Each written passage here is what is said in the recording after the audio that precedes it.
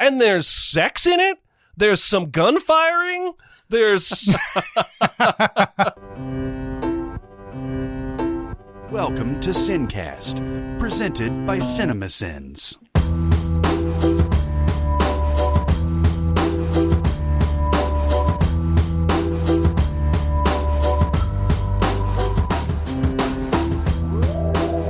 All right, everybody, welcome to the SinCast. This is Chris Atkinson from CinemaSins, joined as always by the voice of CinemaSins, Jeremy Scott. Surprise, motherfuckers! Yeah, Ooh. surprise, cockbags. And from Music Video Sins, Barrett Share. Hello. That's my Christopher Walken. Yeah. Really?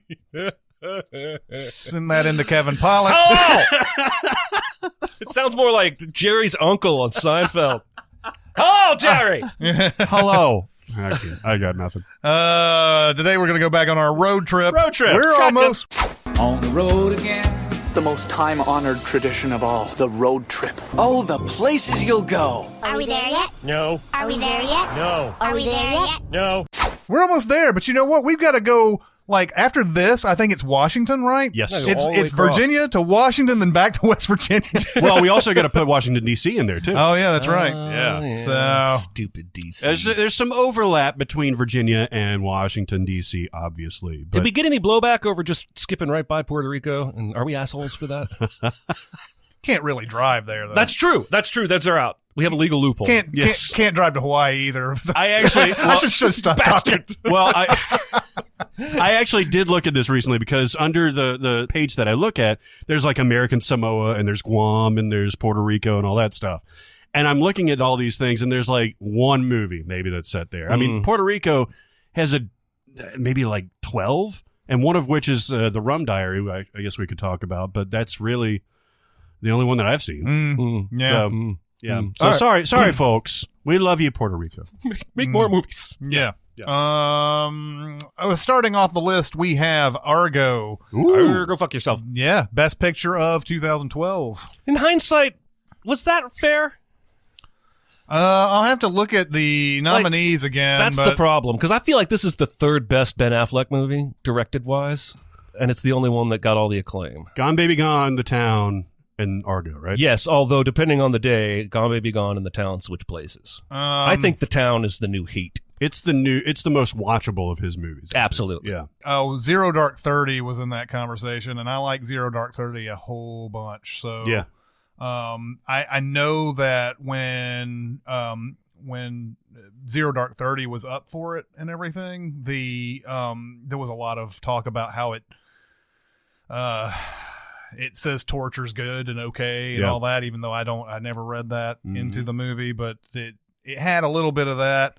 Although now I'm beginning to wonder if any of that even really matters to people's voting, because Green Book had basically the same kind of lot of criticism before it even got up to the Oscars and everything, and it still won Best Picture. So I mean, my point isn't that Argo is bad. I really liked Argo. I just remember feeling like it's kind of odd that this is what he won with. Yeah. Are you excited for that? It's a Netflix movie, right? Okay, so halfway through that trailer, I'm like, this looks badass. Uh-huh. And then by the end of the trailer, I'm like, stop showing me shit. I have now seen so much shit. But yeah, it looks pretty awesome. Him and Oscar Isaac. Who's the other one? Well, there's a Hemsworth in there, I think. Oh, yeah. Yeah. But yeah, I'm excited about that. Yeah, I can't wait. Argo's good though. Yes. There's what would you there was some of the movie that sort of reminded me of it had, what's that movie with Broderick and what's that movie? You've talked about it before. Matthew Broderick. It's about them making a movie. Oh yeah. It's a fake movie. Yeah. It's called The Last Shot. The Last Shot. Yeah.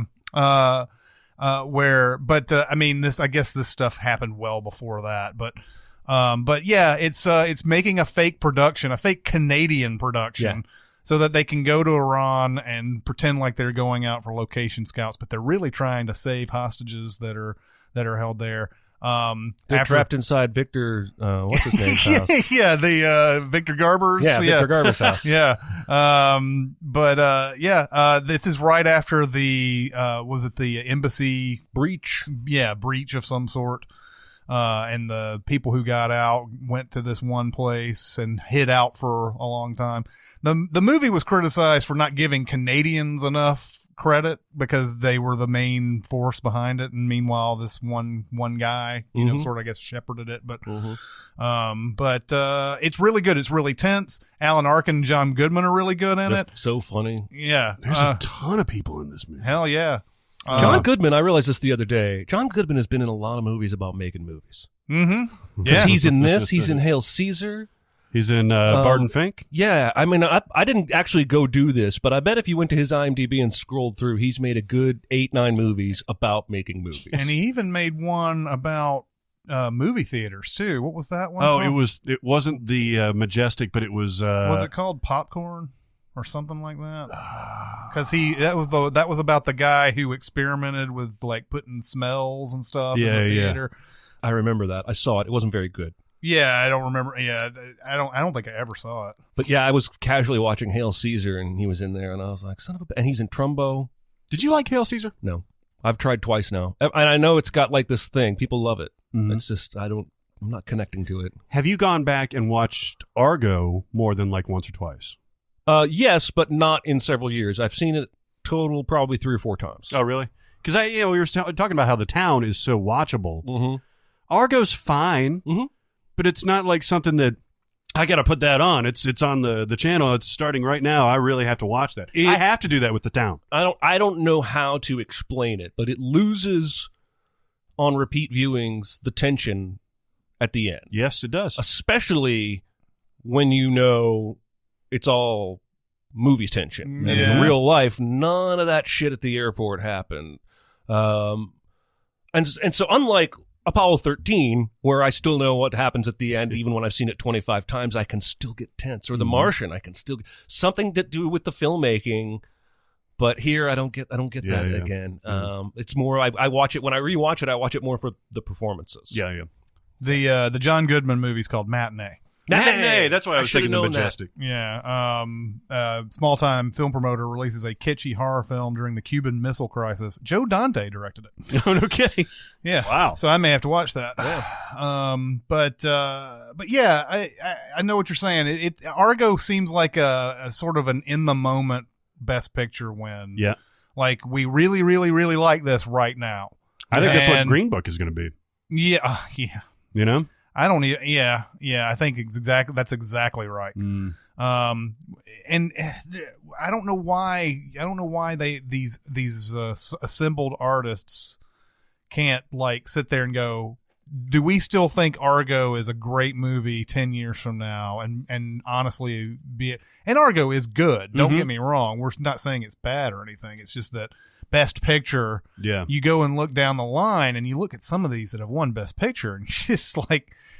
None of these have lasting power. A lot of these don't have lasting power. Yeah, I mean, you could say the same for, and I don't want to like call out Moonlight, but like, is that really what you're going to remember from that year? Are you really going to remember Shape of Water as being the best of last year? It's been a weird run recently. You know what I mean? Yeah, I think I'm wrong. I don't think John Goodman's in Hail Caesar. There's so many people in there. I believed you. Yeah, I mean, he's in so many Coen Brothers movies too. But anyway, it still stands. He's in a lot of those. Yes, he's in a lot of those type of movies. But on to Arlington Road. Now go ahead. No, you go ahead. This is a movie that time forgot, right? Yeah. I mean, you ever hear anybody? I think the only person I've heard mention this movie in the last 10 years was Jonathan. Yeah, I never hear anybody. I've seen it probably 3 or 4 times. Yeah, and I think it's good. I do too. I think it's a little campy, maybe 10% campy. Yeah. Mostly Tim Robbins. But it doesn't end the way you expect. It really works for me. I don't know if I'm on an island there. I like it too. No, I watched it back in 1999 when it came out, and I loved it. But it is exactly what you were saying it is, including that.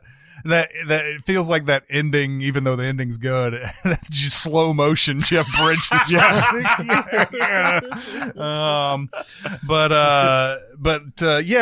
So it sets up that Jeff Bridges and suspects that his neighbors might be up to something, but he doesn't know quite what. And doesn't he go over and to their house, and then he sees like all these plans and stuff? Oh yeah, basically he's an anti-terrorism professor, which is a thing. And it just so happens his new next door neighbor is giving some red flags about homegrown terrorism. Yes. So much so that I think the reason it is 10% too campy is that they are trying to push you all the way into that corner of thinking, it's definitely Tim Robbins. He's definitely, so it can't be that. It has to be something else. You're giving me too much evidence. I'm going to believe something else. And then they can hit you with that ending where it both is and isn't what you expected. Yeah. Because they reveal halfway through it that he has been a domestic terrorist in the past. Yeah. And he's not who he says he is. Yeah. And you're like, okay, why is there still so much movie left? Yeah, exactly. He even kidnaps that dude's kid. Yeah. He takes him away to some camping trip and just never brings him back. And it's an odd coupling too. Tim Robbins and Joan Cusack. I know, right? Yeah, I mean, and I know that Robbins and Cusack, John Cusack especially, have this long running. If you were to look up their collaborations, IMDb, there's probably more than 10. Wow. Oh. But then you have Joan Cusack. Yeah, I bet there is. Oh, yeah. Wow. Tim Robbins and John Cusack have been in the same movie at least that I can think of right now 5 times. But I bet it's been 10. I can't wait to look this up. Yeah. The only thing I can call to mind right now is High Fidelity. Yeah. And I think Cradle Will Rock is another one. Oh, yeah, that's right. Yeah. Anyway, that's an odd coupling. I really liked Arlington Road. I don't know if we've ever talked about it on here before. I don't know if we have. I don't think we have. Because I feel like it's come up before. Well, there's so many similar movies to this, like Domestic Disturbance and fucking, what's the one with another neighbor thing? I forget which one. But there's a bunch of these. Disturbia. Yeah. Rear Window. Yeah, but Disturbia was more the guy might be a killer. I mean, I guess if you're if you're really casting a wide net, but there's also that movie, the comedy that came out a couple years ago with Galifianakis and John Hamm? And John Hamm, yeah. And saw I think that Gal movie. Gadot's in that. Yeah. She is. Whatever And, that's called. Isla Fisher, right? Yes, I think that's right. It's the neighbors are spies and we're the Joneses. I think that's the Keeping Up with the Oh, Joneses. yeah, Keeping Up with the Joneses. There you go. We got there. Anyway, on to Ridley Scott's Body of Lies. Ooh. Yeah. Ridley. Is this the one with Leo? Yes. Leo and Russell And Crowe. all the phone calls? Yes. All It's the like phone calls the movie. It's It phone is. calls the movie. It's so fucking boring. Yeah. And it's so forgettable. Yeah. I don't know how you assemble this talent and make a shitty movie. There was but a they did. section of like 8 years, this may still be going on, where Russell Crowe, for every one movie you knew he made 2 other movies you didn't know he made until 5 years later. This is one of them. There's also that one with where he's like the mayor and Ben Affleck is like a Senate something or whatever. Oh, I keep coming up with these forgettable political thrillers. I know exactly what you're talking The about. knight and then the city council or the king of the... We Own the Night? No, that's a different one. It's something like that. It's got Ben Affleck in it? It's Ben Affleck and Russell Crowe. State of Play. State of Play. Could have said any 3 words. Yeah, yeah, totally. Exactly. Box of I will truth. say... Lots of fruit. I will say that in this movie, you may remember Mark Strong, the one who's my dear all the way through this and everything. And this is the first time I remember saying, "Ooh, there's Mark Strong. I want to know who this guy is." And he's been in a million things since. But I think he steals this movie. Mark Strong does. Interesting. I don't remember a thing about it. Yeah, for some reason I remember him more than anything, and the phone calls. I do remember. Also, what a terrible Body of Lies. Absolutely has to be a nudity-riddled Skinamax film from the 90s. Yeah. I don't know how there's no Madonna wax pouring in this movie. I know. And Willem Dafoe, Right. God, he's been in a lot of creepy sex. That was Yeah. Body of Evidence. Body of Evidence. Yes, it was. Then there is, we'll just let Jeremy run with this one. Uh-oh. The Bourne Identity. Oh, baby. What is this? I guess just the CIA stuff? Yeah, is just the in CIA Langley? stuff. Yep. All right. But I mean, The rest of that's a significant chunk of the movie. You know, as I go on, I have for years said that Ultimatum was the best / my favorite, and then Supremacy, and then Identity. Then, of course, the one they made with Renner I like more than most, but it's not great.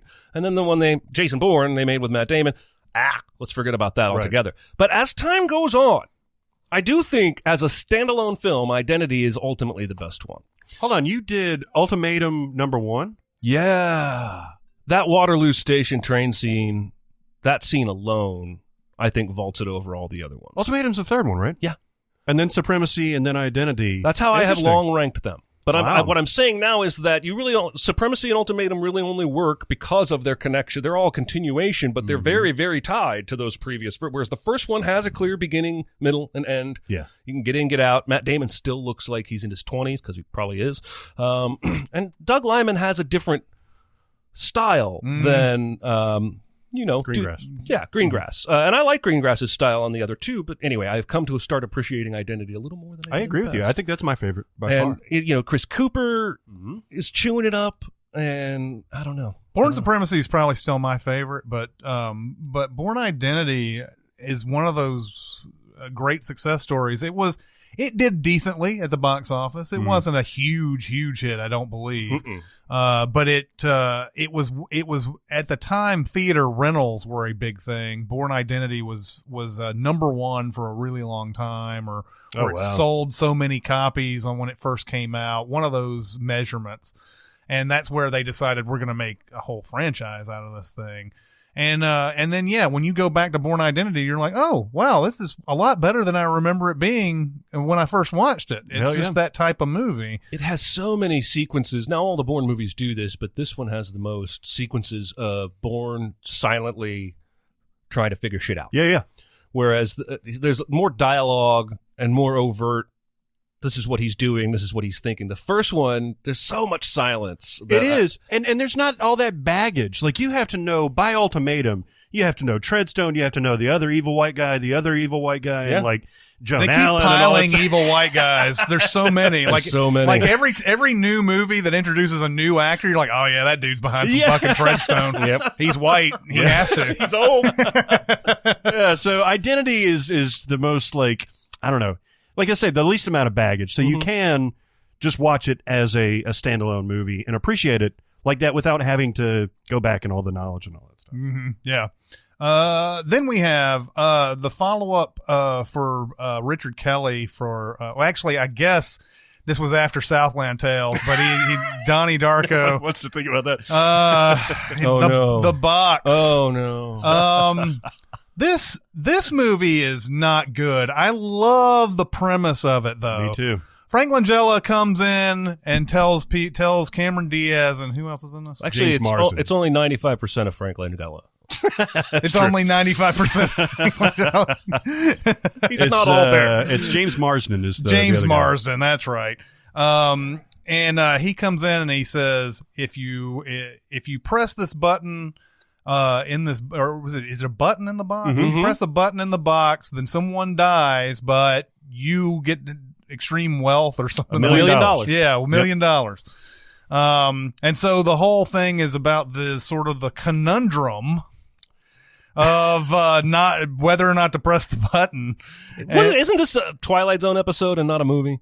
It was a Twilight. It was originally a Twilight Zone, either episode or like a spec script or something like that had been. It just passed feels around. like an idea that's not expandable to feature length. It's not. And Chris mentioned that it's about like the conundrum and everything, but it's only, if memory serves, like 45 minutes in before she presses the button. I don't even think it's that long. It may be less than that, but I she feel- presses that shit. And then you're like, what? Why do I need extra movie again, after this? Yeah. Yeah. And I guess the thing is too, is you don't know who it is that dies. There's 1 million people who die in a day and you don't know them. So what's another person? Right. The thing that I mainly remember about this movie is how many times they give you the period of time that they're in. Like, there's the Watergate scandals going on. There's all the clothes. There's the let's go watch F Troop. There's all this bullshit. And I watched it with a guy at a movie theater, and we kept going. God, this movie's really like ramming that 1974 down our throats, aren't they? They're just like, and then a week later, I think I texted that guy and I said, "Don't forget the box is set in 1974," and then like a year later, I texted him and I just randomly gave him that text. Wow. But yeah, that's a movie that has a great premise, but no payoff whatsoever. Yeah. I guess Richard Kelly just blew his wad on Donnie Darko. Because has he even, I think he may have done like some TV after this, but like, has he done a feature that you know of since this? Nothing that, I mean, he's done other features. I think he's done at least one, or he's done another one that, feature films. No, this is the last one, at least, for feature films. Yeah, it's the last one, but let's see. He's got upcoming projects though. Yeah. I mean, I hope he can, get his shit back together, because Donnie Darko's awesome and the box is not. Yeah. Right, but still, we're talking about if this guy was a baseball player, he'd be batting .333. Mm-hmm. After 3 at bats. Right. Oh, he didn't direct Domino. He wrote Domino. Yeah. Which I think is kind of watchable. That's another Ridley movie, right? That's a Tony Scott movie. Yeah. Okay. That's a weird combo, man. Richard Kelly, Tony Scott. Tony Scott's at his full on like worst tendencies in that movie. Yeah. I can still watch it though. Yeah. Oh, by the way, Donnie Darko is on our list. I'll skip over one to get to Donnie Darko as well. Donnie Darko, despite the fact that it's got a strange and maybe doesn't make any sense kind of ending, the movie's great. Yeah. Like we can talk about that ending forever. How it probably doesn't make much sense, even in a time loop. It doesn't make much sense. But I really, really love Donnie Darko. All the performances are great in this. Jake Gyllenhaal, it's early in his career. It's not like he hadn't done anything before then. Yeah, he had done October Sky just before this. And Bubble Boy. Yeah. But he's fantastic. Maggie Gyllenhaal's great. Fucking Patrick Swayze is greasy and terrible, but really good in that role. Yeah. Drew Barrymore, Noah the librarian. Noah Wiley. Yeah, and like everything is shot really cool. The rabbit is super cool. Yeah. Like, it's just a really good concept, and I really like this movie. Yeah. And I'm very disappointed in Richard. I'm just saying, it'd be different if he made one good movie and 10 turds. Yeah, that's true. He really hasn't come up to bat enough times to say, which is surprising. I feel like they gave M. Night Shyamalan lots of at-bats, and they just sent this guy down to the minors or something. I don't know. Maybe he can't hit the curve. Going all day. He can't hit the curve. That's what it is. Clint Eastwood could tell by the sound of the swing of his bat. What are you doing in that stupid bunny suit? What are you doing in that stupid man suit? Oh, it's great. It's so great. The sound, however they processed his voice, the rabbit's voice, Frank, is so freaky. Yeah. It's so unsettling. Whatever they do, because it's not outside of the norm of like almost a regular human voice, but it's done just percussively or something like that to where it gets under your skin. It's fucking awesome. And special effects are good too. And they apparently paid a guy almost nothing to do it. It's one of those guys who basically volunteered almost to do it. And those effects are really cool. They are. I like the whole idea, the discussion around the time travel and everything, and just, the movie isn't necessarily about time travel. I mean, it's got that element in it, but I love how he goes through and sort of, I don't know if it's because of his character or what's happening to him that he becomes sort of a justice warrior of some sort, like where he's sort of, I don't know how he knows Patrick Swayze has been touching kids or whatever. Not Patrick Swayze, but his character. Right, yeah. Yes. Important to note. Yeah. I don't know how he knows that, but he ends up, burning that guy's house to the ground. Yeah. Is it that Frank tells him? It might be that Frank tells him, but I don't think there's too. anything explicitly in there that says, he may just go over there and actually he may not know. He may just burn the house down because of his stupid videos. And that's how they find out. Yeah, I think you may be right. I need to Yeah. go back and watch this again. Yeah, It's also got a bitchin' soundtrack. it does. It's got, you've heard the Gary Jules Mad World, which is funny because I think that's a Tears for Fears song It is. that Gary Jules is covering, and then the Tears for Fears song, Head Over Heels, is in the movie. Yeah. In one of the best sequences that you'll ever see. Oh, it's great. Really leaning on. Well, on and a song. the original Mad World is fast, isn't it? Faster. It's faster. Yeah. Oh, yeah. It's very 80s Yeah. fast. It's like ding ding ding ding ding, Mad World, ding ding ding ding ding. But that's the Tears for Fears song is great too. But yeah, this cover version is awesome. So good. And then there's like 3 LL Cool J songs in there. Yeah, totally. Going back to Cali. Deepest, bluest. Don't call it a comeback. I've been here for years. But yeah, there's a lot of people in this too. I mean, Maggie Gyllenhaal. This is the first time I'd ever seen her. Seth Rogen has a very very small role in Forgot it. about that. Yeah, and Davey Chase, who later would be Samara in The Ring. Or actually, she's the little sister? yeah, little sister. Oh, that's right. Yeah, Spark Emotion. That's right. I'm beginning to seriously doubt your what is it? devotion Your to devotion to Spark Emotion. Who's the mom? Is it Mary? It's Mary McDonnell. Yeah. Yeah, and then there's Holmes Osborne plays the dad. Yeah, there's a lot of who you people. see later, or well, actually you saw before in Election. Oh yeah. But I love Donnie Darko. We haven't talked about it a bunch on this podcast, but big recommend. Yes. Good stuff. We didn't even mention Jenna Malone's in that movie. Oh no, we didn't. Oh, Jenna Malone. Yeah, she's the She's dead like the girlfriend. love interest. Yeah. Yeah. She's not dead at first. It's a whole different movie. Heavy. There is a fun thing also about the Smurfs in there too, where he's like, how did the Smurfs reproduce and and all that. And apparently that whole thing that he goes through, like the creators of the Smurfs came out and said, yeah, that's what you got it right. Something like that. Great. I skipped over Die Hard 2. Die Hard 2. Yeah. The one with the airplanes. Yes, the one at the airport. It could literally be any airport. I guess at the time they made this, Dulles was one of the busiest. Yes. Like if they made this movie today, it would be Atlanta, right? Yeah. Okay. Is this a good movie? No. By no means. However, no, but I really like it. Everybody loves it though. Right? However, the problem, I think you compare it to Die Hard, then you're going to say this is a piece of shit. Yeah.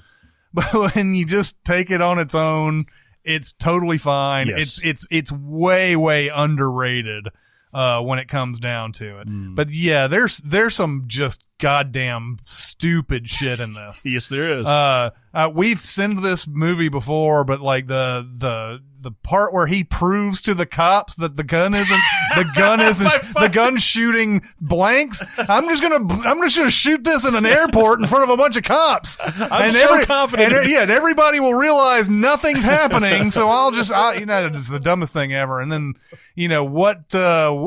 when you go through a metal detector, what sets it off first? The shit in your brains or the lead in your ass? Yeah. Not to mention the final mano-a-mano fight on the wing of a plane that is taking off in the ice and snow. Yeah. Yep. Got to go out there. Some and, of the most believable shit ever. This is, even though we all like it, this is number 3 in the original Die Hard trilogy, though, right? Yeah. Quality-wise? Yeah. Yeah, I'd go 1, 3, 2. Yeah. And Yeah. then I would just give the finger to the rest of them. Do we even have to pretend? Like, let's just... For some reason, a lot of people love that Live Free or Die Hard, though. That's just got to be Timothy Oliphant love. I can watch it. I don't like it, but I can Or watch it. Justin Long love. You take... Kevin Smith love. Kevin Smith love. There's things to like. It just doesn't cohese. Yeah. Definitely doesn't go easy. Also, John McClane versus an E-terrorist. Yes. Not very exciting. No. A little more exciting than John McClane versus a Russian nuclear meltdown site. Mm-hmm. Yeah. Yes. God Much damn. more interesting than that. But- They really beat the shit out of this franchise. Take a look at Die Hard 2, though, and compare it to any average action movie that comes out these days. It's better than most of them. Yeah, no, I would agree with that for sure. Like if you're talking about the skyscrapers or skyscraper. Yeah. I'm only thinking of other rock movies right now, but you're totally right. I think Certainly not the elite level Mission Impossible Bourne kind of action movie, but just your average action movie. Yes, Die Hard 2 is better than what we're getting on average today. But I guess, yeah, you had McTiernan on the first one, and then I am almost certain, but I could be completely wrong. I know that Harlan directed the second one. Rennie Harlan directed the second one. Mm-hmm. But McTiernan was doing Hunt for Red October, so I'm assuming that the reason why he didn't do Die Hard 2 was because he was doing Hunt for Red October. Good decision. Yeah, but maybe if McTiernan does Die Hard 2, we don't have some of the stupid shit that's in there, and it's a lot more tense. Well, listen, I like Rennie Harlan all right, but it's not like he's known for picking super smart scripts. No, Definitely not. Right? Although he did Long Kiss Goodnight. Well, again, I think there's smartness in that script, but that's not a smart movie. Yeah. And Cutthroat Island. It's not like he's David Fincher or anything. It's still good though. We love it. Yeah. Then we have Hidden Figures. This is about these three women who are really a lot of the brains behind how they end up getting on the moon in NASA. And they're three black ladies in the South, and nobody thinks that they can, figure out stuff like that. Until Viggo Mortensen starts driving them around. Right. That's correct. Hey, they all pee the same color. Is that in the movie? What? Is that in the movie? I believe it is. Actually, Larange tweeted out the other day that you remember that part in Hidden Figures where the white savior destroys the bathroom sign for the segregated bathroom, and he destroys the sign. He says, "We all pee the same color." I actually haven't seen the movie.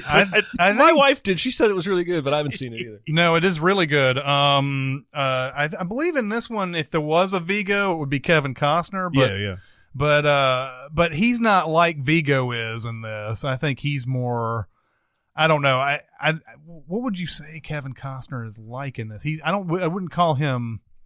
He's not like actively trying to keep them down. That's Jim Parsons' role, is basically to keep them down during this whole thing. But Kevin Costner doesn't want to do anything right away that they're asking either. You've seen this, right? No, I actually put on there that I haven't seen it, but I want to put it on the main list. Oh, okay. Because it was such a thing. This movie is tailor-made for me and for my wife. Yeah. Neither of us, for whatever reason, had a chance to watch it. Oh, it's really good. Yeah, I hear it's really good. Taraji P. Henson, Octavia Spencer, and Janelle Monáe, all in this, and really right. I think Mahershala Ali is in this as well. He's so good. Yeah, I love that guy. He's now the new In Everything guy right now. I know, and I love him in everything. I'm okay with that. Yeah. But yeah, they're mathematicians. They're working around the clock. There's even there's a lot of made about Taraji P. Henson's character having to go from the building that she works at and run all the way down to, because they have the segregated bathrooms, so she has to run from her own building to some other place in heels, all the way down to this one place. And so yeah, it is one of those movies where you're like, okay, 60s South racism, we've been here before, but it's really, really good. That scene is from Hidden Figures. We all pee the same color. Awesome. Yeah, I didn't even remember that. Then there is The House of Yes, which I've heard of. I've never seen it. Boy, was this a controversial movie when it came out. It's fucked all the way up. It's like, well, basically it's incest, right? Yes. It's Parker Posey. Parker Posey, indie darling, loves a brother. Yes, Josh Hamilton, who was in 8th grade. Yeah, it was super protested about and boycotted by religious groups when it came out. I remember this. I saw the movie once, but I remember the ruckus about it, because at this point in time I was on a Christian college campus. Oh. And I was I was also in my movie world immersion. Mm-hmm. And so I was like frustrated that all these people around me were protesting a movie that hadn't even come out yet and no one had seen, simply because they had heard there was incest in it. What a weird movie. This is like an indie, super small release, like a cult thing. What a weird. I don't know about that. Wasn't it Miramax? It's Miramax, but I mean, it was after Miramax and Disney were working together. Because I remember the push was after Disney for being a part of this movie that had incest in it. It's got some fucking incest in there. It does. I don't think it's that great of a movie. Ultimately, all the hubbub was for really? nothing. Cause I like this movie a lot. I only saw it the once. Maybe I should go back to it.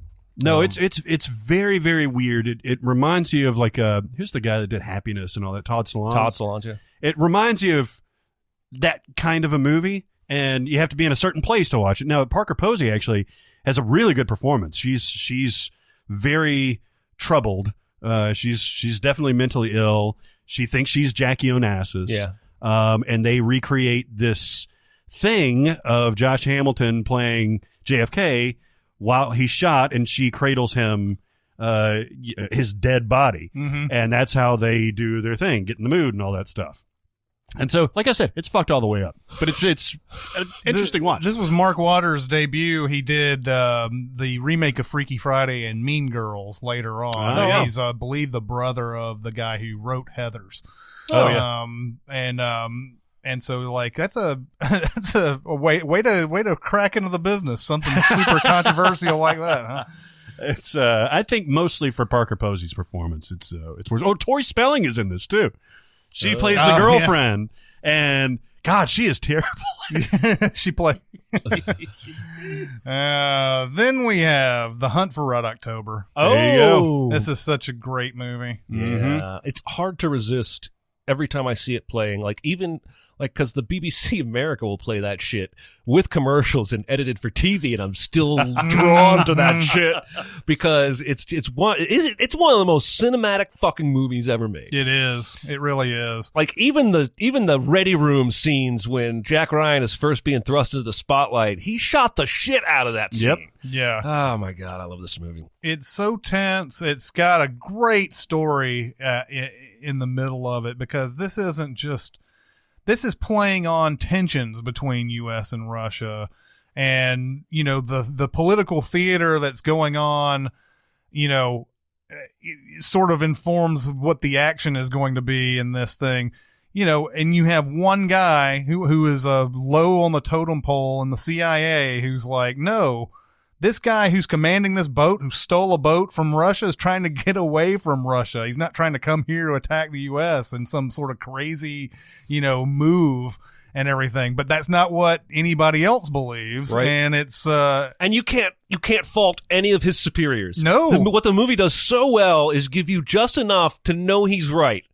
Yeah. But not so much that you can be angry at the people who don't agree with him. Because Yeah. everyone else is doing the right thing. And they're like, okay, the odds that you're right are so slim, you're going to take a helicopter, we're going to strip it down and make it a flying gas can to get you out. You're going to drop in the water, and a submarine's going to pick you up. That's the only way we're going to try and even confirm that you're right. Otherwise, it's on, and we're going to go to war. this situation will get out of control. It'll get out of control, and be lucky to live through it.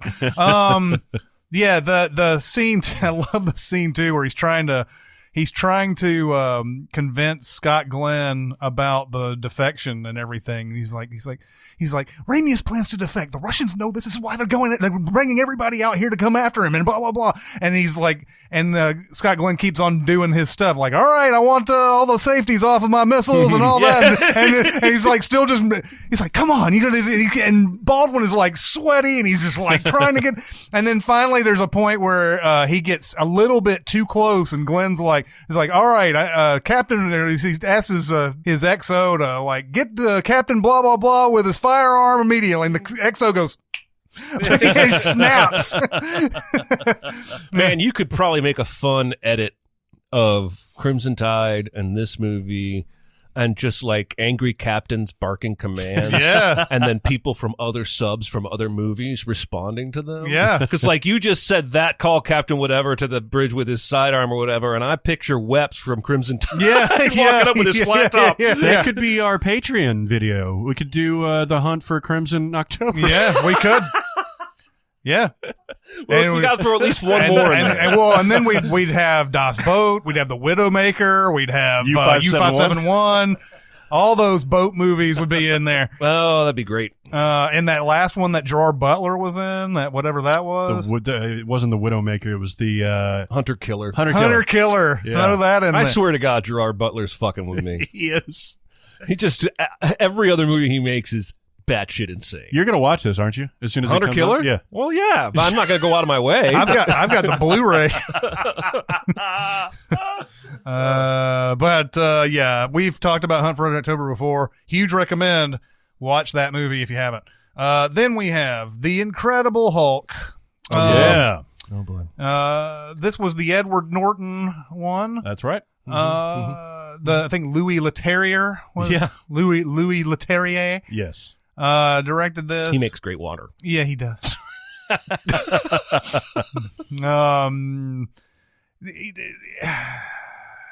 Okay, I'll go first. I don't like this movie at all. No. Really? I know there are fans. There are a lot of people that I would rather watch Eric Bana's Hulk over this every single time. Every single time. And I don't know what it is. I think it's mostly that it fails to do anything new. It just looks different. Yes. It's weird that it had that Marvel sheen before Marvel sheen was a thing. Yeah. You know? You're probably right. I probably would watch Ang Lee's Hulk too, but I also enjoy this movie. Yeah, Like that's fair. It's fun. Now It's Tim Roth, isn't Tim it? Roth, yes, it's Tim Roth doing Planet of the Apes, basically. Yeah. in That Hulk can form. that can be fun. And and one of the many of the same versus same battles at the end, and those things just are boring to me. Yep. And there's also, not that this is a big flaw for the movie or anything, but I thought it was weird that they made his Hulk trigger mechanism like just getting too excited. Yeah, so there's pulse rate, right? Yeah, so there's the scene where he's like about to have sex with Liv Tyler, and it's like, I can't get too excited.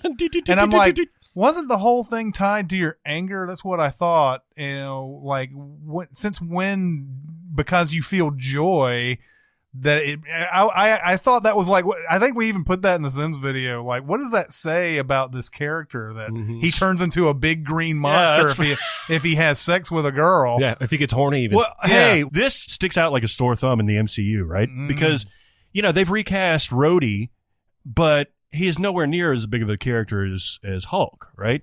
So, like, watching this as part of the MCU, which it is just, it's weird. Yeah. The problem is that they put that stupid stinger on the end, and now they can't say it's not part of the MCU. That's really the only thing keeping them from. Like, I saw a headline the other day that said all 55 Marvel movies ranked, and I was like, "Fuck me! I forget about how many non-MCU Marvel movies there are out there."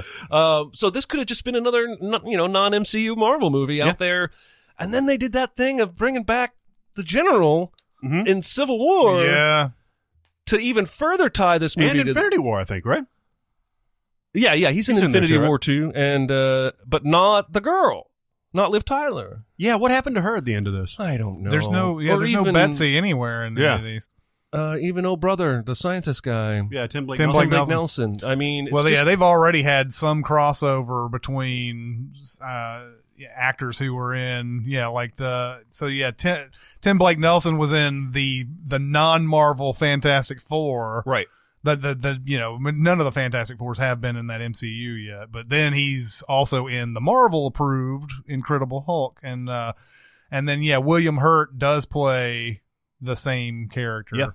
Yeah. So they have, so you have that connection, but who's the other ones? I mean, and Chris Evans also obviously Right, yeah, plays. right. Yeah, that's the big one. But see, like there's been some other ones. I think you could have. I think you could have just severed it if you hadn't had that stinger on there with Samuel L. Jackson. Yeah, they half-assed the continuity. Is all I'm saying. Like the character's completely different. The no Betsy. It's just weird. I enjoy watching it, but it's just weird. It's a weird MCU entry. Then we have Independence Day Resurgence. Jesus, this movie is just god awful. That was the worst movie I think we saw, or the worst one I saw. It was 2016. I think it might be one of the worst of the decade. It's up there. It's one of the worst big releases anyway. I mean, it's a great. I'm trying to pinpoint why it's so terrible. I don't remember it. There's just a weird disconnect. I've always felt this way about movies that have like a 20-year gap or a big, huge gap in between them. Movies themselves, the way movies are made have changed so much that there's really no DNA of that original in that second movie. Yeah. And then the second movie, I mean, you don't have anything that just, there's no real good, there's nothing good about it. There's like, they try to just get all the characters back in, and they're trying to get, it's just a loud, terrible action movie. It is. You can tell that it was made for the money, you know? And did it make it didn't. I think it barely made $100 million here. And then it maybe worldwide, it made 3, somewhere around there. Worldwide grossed $817 million. So it made worldwide. 817 worldwide. It made 100 here, though, right? Like 100. I was trying to get to 103 million in the United States. That's insane. And they left it with this idea that it was going to be a big franchise too. And who's to say? I mean, I guess seriously, 817 million. Why don't they make more? Yeah. Just try harder. Harder. Yeah, they were awful. And then it was weird too to see Mae Whitman's daughter character from the first one being played by the girl from It Follows. Yeah. It would be interesting to sort of, we've done a Sins video on it, but it would be kind of fun to kind of break down why so many different things about it don't connect. Yeah. And everything. And a lot of it, the effects are bad, the action's terrible, like all the things that should be good about a movie like this. It's awful. The Interview. Oh, Jesus. So obviously it's set in North Korea for most of it, but it's the CIA. It's who was the woman that is it? Lizzie Kaplan's in Lizzie it. Kaplan is the CIA. Yeah, this is Seth Rogen, James Franco, it was one of the Sony hack type of things where like Korea apparently got a hold of this, and I think this has been either disproven or at least people don't believe it anymore. That's the reason why we started getting threats from Korea about this movie if it got released. Oh, yeah. I don't know. Was that proven or disproven? I think it was disproven. I don't think it kind of went away. Like everybody was like looking into it and going, nothing seems to be, above board on this rumor or anything. So like the Interview got crippled as far as its theater release strategy. And it eventually did come out, and I saw it at the Belcourt here. Mm-hmm. And it came with a little, a thing at the beginning where Seth Rogen is like, "Oh, you are goddamn American heroes for coming out and watching this movie." Did you like it? I did. I thought it was funny. I like this movie. I think it's very funny. I haven't seen it. It's got, it is intentionally goofy. Mm-hmm. It's intentionally, it's very much like Pineapple Express, like unexpectedly violent. Yeah. Especially with Seth Rogen. Doesn't he lose like half of his fingers or something like that at the end? I don't remember. But there's something charming about it. Yeah. They're being sent in to interview, Kim Jong-un, who Randall Park plays. And this is the first time I'd ever saw Randall Park. I guess I can't. Is there a secret? What are they doing? They're trying to poison him. They're trying to kill him. They're poisoning him. Mm-hmm. Okay, all right. But yeah, and the James Franco is really. This is like one of his funniest. Oh, roles. he's hilarious in He's this. so funny in this. Yeah. And Seth Rogen's great. I love Lizzie Kaplan. He becomes friendly with Kim Jong-un. Yeah. It's set up really well. You haven't seen it yet? No. It's set up really well to where like they're showing you all the facades. He's like driving around Pyongyang and everything, and they're like the happy kids. And the he keeps showing him the Korea that he's been propagandizing. Right. Like the grocery stores are always filled with stuff and everything, and then they sort of have to slowly find out, no, this is all set up and everything. But it is funny. Yeah. I do remember the James Franco scene where Kim Jong-un takes him out to play basketball, and he's starting to think he's a regular dude. And he says, like, he doesn't pee or poop because he metabolizes perfectly. Yeah. And so he asks, he's like, "Do you never pee or poop?" And he's like, "No." There's an interview with Eminem at the beginning of this, where he gets Eminem to admit that he's gay. It's funny. Yeah, this movie's funny. Then we have Lassie, 1994 version of Lassie. That's right. I saw this. I saw this movie. Mm-hmm. I don't remember anything about it, but I'm assuming that Lassie saves the day. Yes, he does. Or she does. He, she, what is it? Lassie's a girl, you dumbass. Is a girl, right? Yeah. Yes. I mean, it may have been played by a boy, but the character was a girl. Yeah. It's like in Grosse Point Blank where he says, John Cusack says he's got a cat, and Minnie Driver asks if it's a boy or a girl, and he's like, I don't know. I respect its privacy. Yeah. I saw the Captain Marvel thing. They did like a live YouTube broadcast of the cat, where the cat was like on a table, and every now and then like Samuel Jackson would come in and talk to the cat and pet him, and Brie Larson would come in. And I'm like, you people know there was probably like a dozen cats in that movie, right? Mm-hmm. There's not one cat. There's not the cat from Captain Marvel. Yeah. That's not how it works. Although, I don't know how true that is. There have been a few movies I've seen where those animals are credited, and usually it's just one. But you're right. I think that they do that a lot. I think it's more common for multiple animals to play one animal character than for one animal to play. Again, a lot of it depends on screen time. If it's only one scene, very likely it's just one animal. But I think I read the one from the Ben Stiller, Robert De Niro comedy series, I'm Getting Married to the CIA. Oh, Meet the Parents. that cat was played by multiple cats. Oh, yeah. Jenks. Mr. Jenks. That's right. Anyway, moving on. Yeah, I don't remember much about it. It's not very good. It is interesting that Lorne Michaels produced this. Yeah. It is, that's all it is. It's a very straightforward Lassie thing. I like Lassie. Lassie's okay. Yeah. All right. Then there's Lincoln. Yeah, Steven man. Spielberg's Lincoln. Basically, same exact movie as Lassie. Yeah. When it comes down to it. Where do we stand with this movie? I'm ultimately frustrated by it. Daniel Day-Lewis is fantastic. Yes. The stuff about the vote, I think, is great. All the stuff with Mrs. Lincoln feels like a different movie. Yes. Or part of a different movie. And then I've said this before, but I'm really frustrated that he goes to the assassination at the end as though he feels you can't tell a story about Lincoln without reminding everybody. He got shot! That one time, he got shot! And when that movie's not about the assassination at all. The movie's about... Anyway, frustrates me. Made some weird choices, but there's some Spielberg flair, and Daniel Day-Lewis is great. Yep.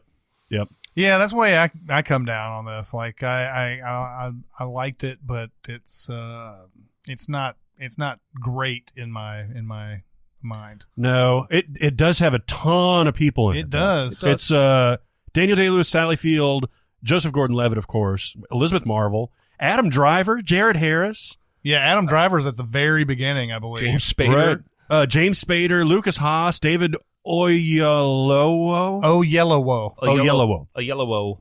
Dane DeHaan. Tommy Lee. Of course, Dane DeHaan. David Strathairn, Bruce McGill. I mean, like everybody. Yep. Lee Pace. Matthew McConaughey, Anthony Hopkins. Jaimon Honsu. Hal Holbrook. Yeah. Tim Blake Nelson. Yeah. John Hawkes. Just every fucking person. Jackie Earle Haley. Gregory Hitson from 24. It just never ends. I know. It's a good cast. It is a good cast. But yeah, you're right. I mean, it's an underwhelming movie. It's got all that working for it. I was going to say it's underwhelming. That what's that Dracula movie that Coppola made? That had a great cast too. That's true. Yes, Bram Stoker's Dracula. He also had Canoe in his Yeah. British accent. Then we have MacGruber. Oh There shit! you go. This is like the least Virginia ever. It's CIA, right? Barely for like a couple scenes. Isn't that Ryan Phillippe is a CIA guy? Yeah, and Powers Booth. I fucking love this movie. I'm so not tired of it. I almost tweeted out last night because Haas Bender is the first henchman that comes to kill him. That guy that shoots up the truck that MacGruber's in. MacGruber kills him when he gets out of the truck and turns to Ryan Phillippe and goes, Haas Bender, dead at the age of who the fuck cares? It's endlessly quotable to me. I don't blame you if you never go back to it and just consistently look down at me. But I think if you went back to it, you would find a little more to like than you used to. Sure, yeah. If not as much as I have had two people now watch it because of me talking about it, and they've both said they loved it. That's not evidence or anything. It's just, anecdotally throwing that in your direction. I think it's way funnier than it got credit for because I think we were expecting a different movie. And now there's serious talk about the series coming back. And Will Forte said it won't be suitable for network television. Nice. So I'm imagining. Nor should it be. Well, no, but he's going to keep that sort of R-rated flair, which comes in both the language and like the violence, because he'll just be making jokes. Then he'll literally rip out someone's throat and the blood will spurt everywhere. I'm telling you, man, you got to be able to take the governor off just in case you want to use it. That's what my frustration with, as much as I love Happy Death Day, is that make it R and take it a little bit crazier, directions, and you'll make a 20% better movie, even though that's a really good movie already. Yeah. Then we have Major Payne, Damon Wayans. I love this movie. Oh, you do? What? What? I love it. Okay. Explain. It takes a leap because Wayans is doing a voice here. He's doing a thing. Yes. And if you can swallow that and jump into it like it's just a really long, absurdist SNL sketch, I think it's funny as hell. Really? Okay. It's been a while. The reason I think this is in college, I had a roommate named Brian. And Brian had an infectious laugh. You probably know somebody like this. He's the kind of person that could make you like a movie you didn't like just because of how much he's enjoying it when you see him watching. Right. Because he would always laugh like that. This is the guy that introduced me to The Simpsons because he was laughing like that at The Simpsons. I had gone to college having never seen The Simpsons because I was sheltered. And he loved this movie. And he put it on one day, and he just he all the way through it. And by the time it was done, I was like, I was buying that accent. That Wayans was doing. You all strip. I just love it. It's not good. It's probably if you look at Rotten Tomatoes, it's probably got like a 28. I would guess. It's low, but I love it. I like it. There were a lot of these like military comedy movies coming out in this era for some reason. And Renaissance Man was one.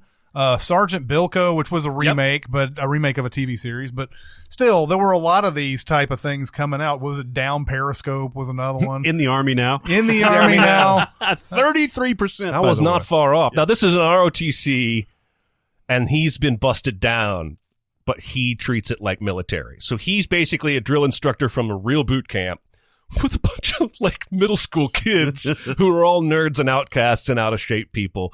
And he just expects the impossible from them, and he's really mean to them when they don't. I don't know, man. Give it 15 minutes at least and see. Because if you can buy in at that point, you could enjoy it. The last time I saw this, I was 17. So yeah, I was around there. I don't remember any. I remember the voice you're talking about because Damon Wayans used to kind of do that type of thing on In Living Color as well. But I don't remember anything about this movie. I can't defend it. I can't defend it, but I like it. Hey, man. All right, guys. It's time to talk about Mubi again. Yes! Yay! Yep.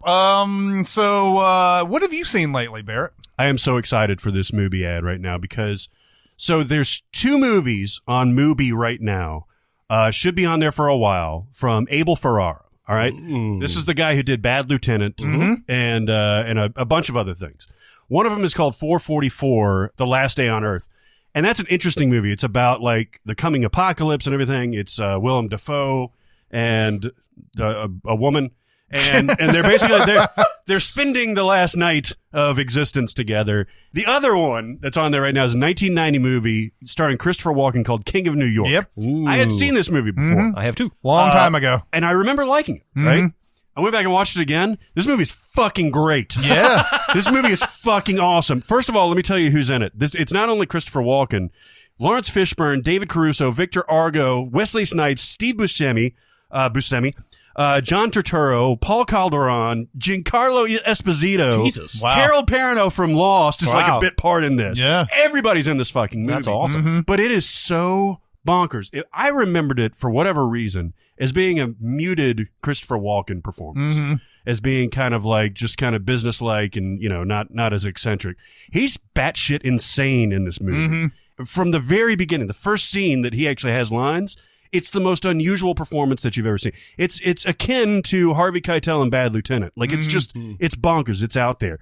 But this movie, man, It has everything that you want. It's got like hard, gritty New York stuff. It's got, mafia stuff. It's got criminal stuff. It's got drug stuff. It's got, it's a delight. Yeah. And all right. you should sign up for Mubi right now just to watch this movie. Even if you can find it somewhere else. I may have to cancel it and then start up a new membership so that I can watch this again. Well, I mean, think about this. Like, okay, so let's pump the brakes for a second. People, our fans of this podcast, seem to like our recommendations. A lot of the feedback I get personally on Twitter is, just watch this movie because CinemaSins gave it such a recommendation, and I loved it. Right? So if you're the kind of person that likes our recommendations and likes taking a dive, here's a chance to do it for free. Yeah. We're not going to steer you wrong, man. For free. This is what Mubi is often offering CinemaSins fans is a free month, which is up to 60 different films. And if you want to jump in there with Barrett and check this movie out, you can do it without spending a dime. So awesome. Yeah. Have you seen anything recently? I saw The Blue Room, which is directed by Matthew Amalric, who you have seen, but he's an actor who's been in I looked at him, he's got 110 credits. You have seen him before. If I showed you a picture of him, you'd say, "Oh yeah, I've seen this dude." He's in Munich.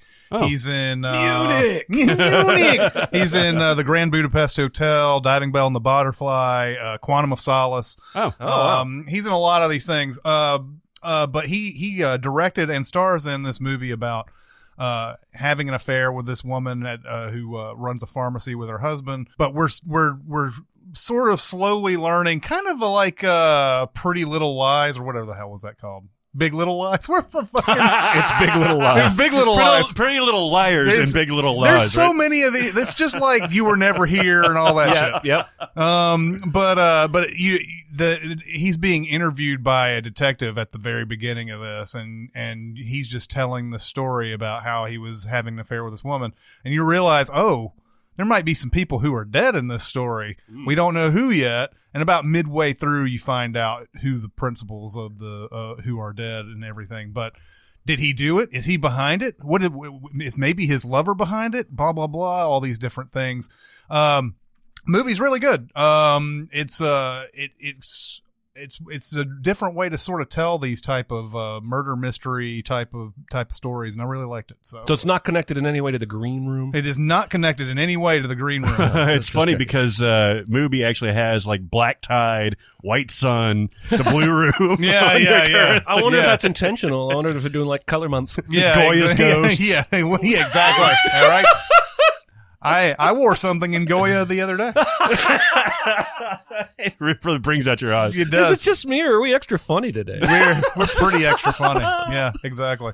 There's a million amazing things in there. Check it out. mubi.com/CinemaSins, a full month free. I'm telling you, man, you're going to love it. You're going to find stuff that you really enjoy. You're going to find stuff that makes you think. And then you're going to find stuff that's batshit crazy like King of New York, and you're going to love it. So, sign up and let us know when you sign up because we want to hear from you. Yeah. Mm-hmm. Absolutely. Then we have Mama, the Jessica Chastain horror movie. Mama.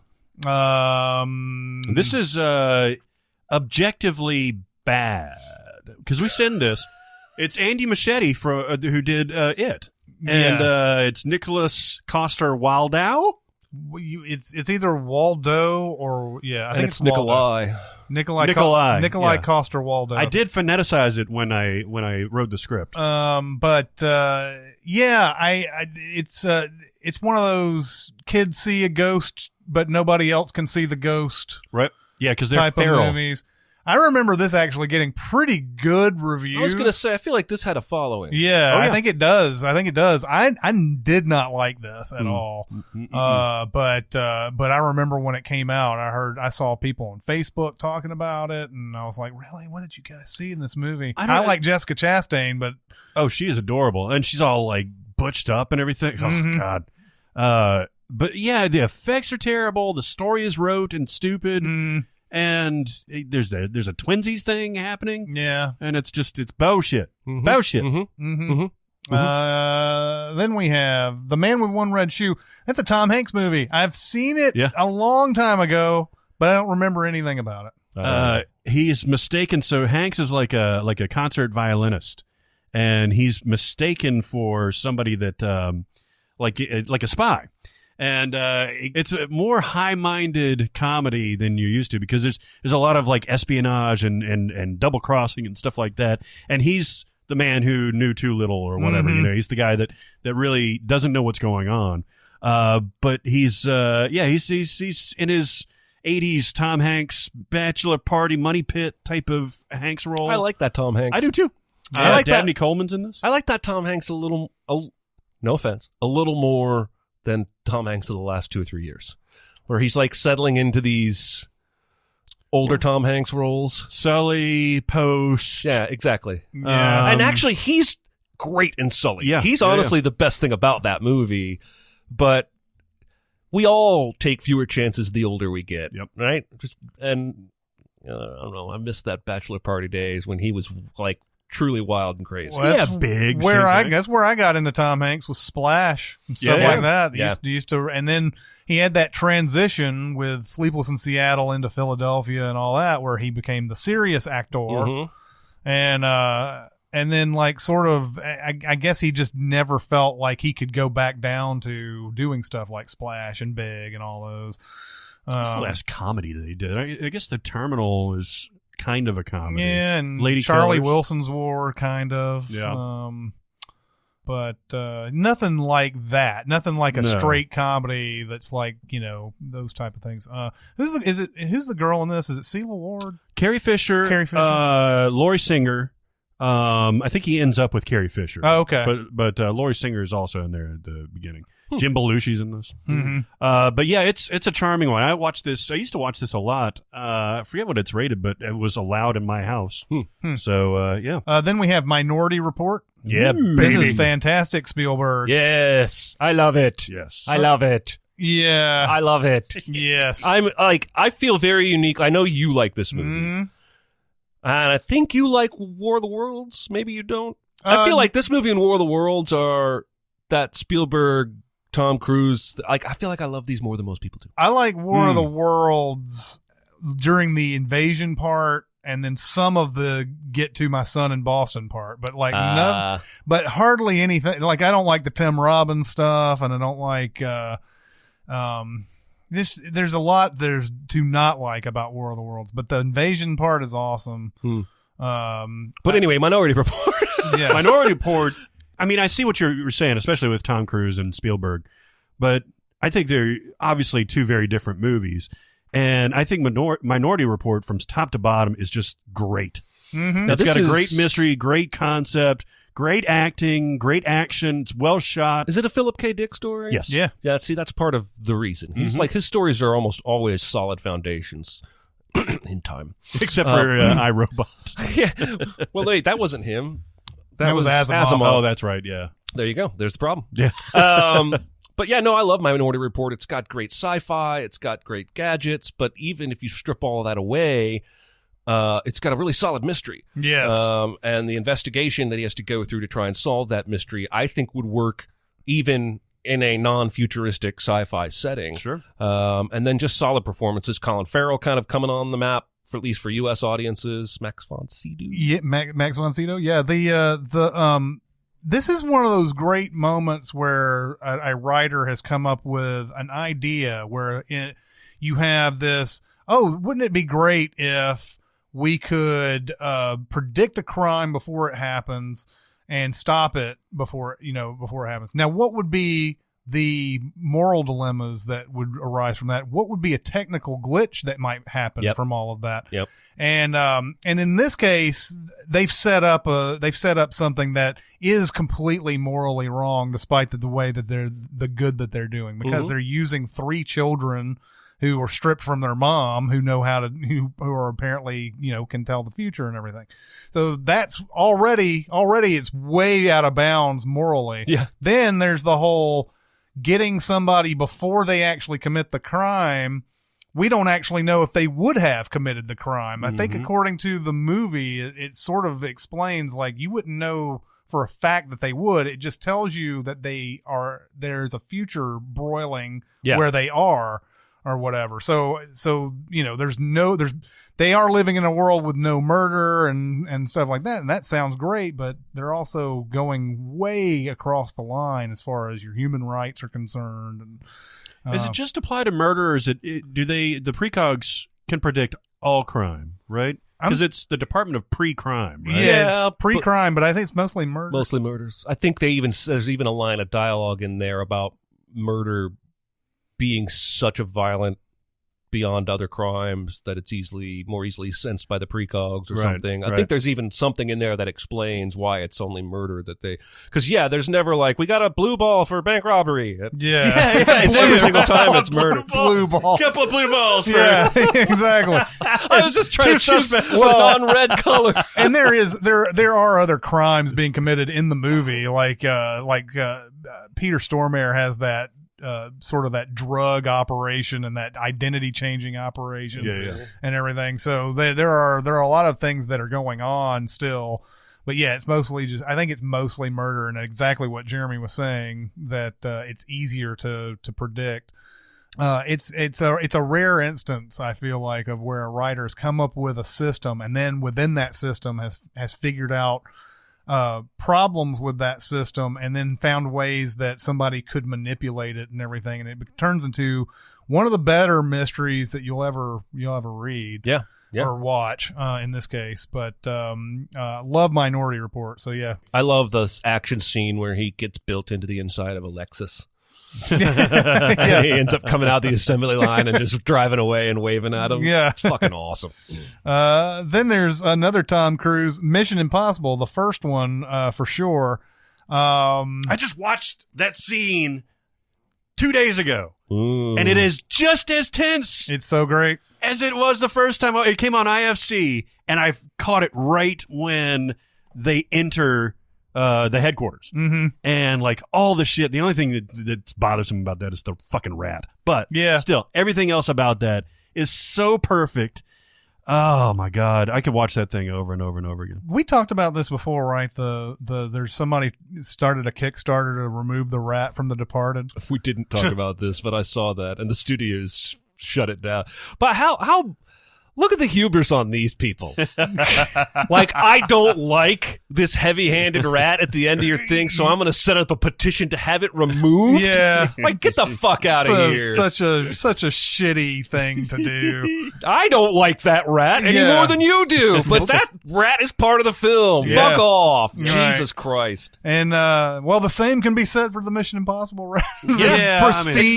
This pristine CIA building with nothing going on, and it's like got a rat running around the air conditioning ducts. The other thing is, who is the girl in that? Rebecca? It's Emmanuel Bayard.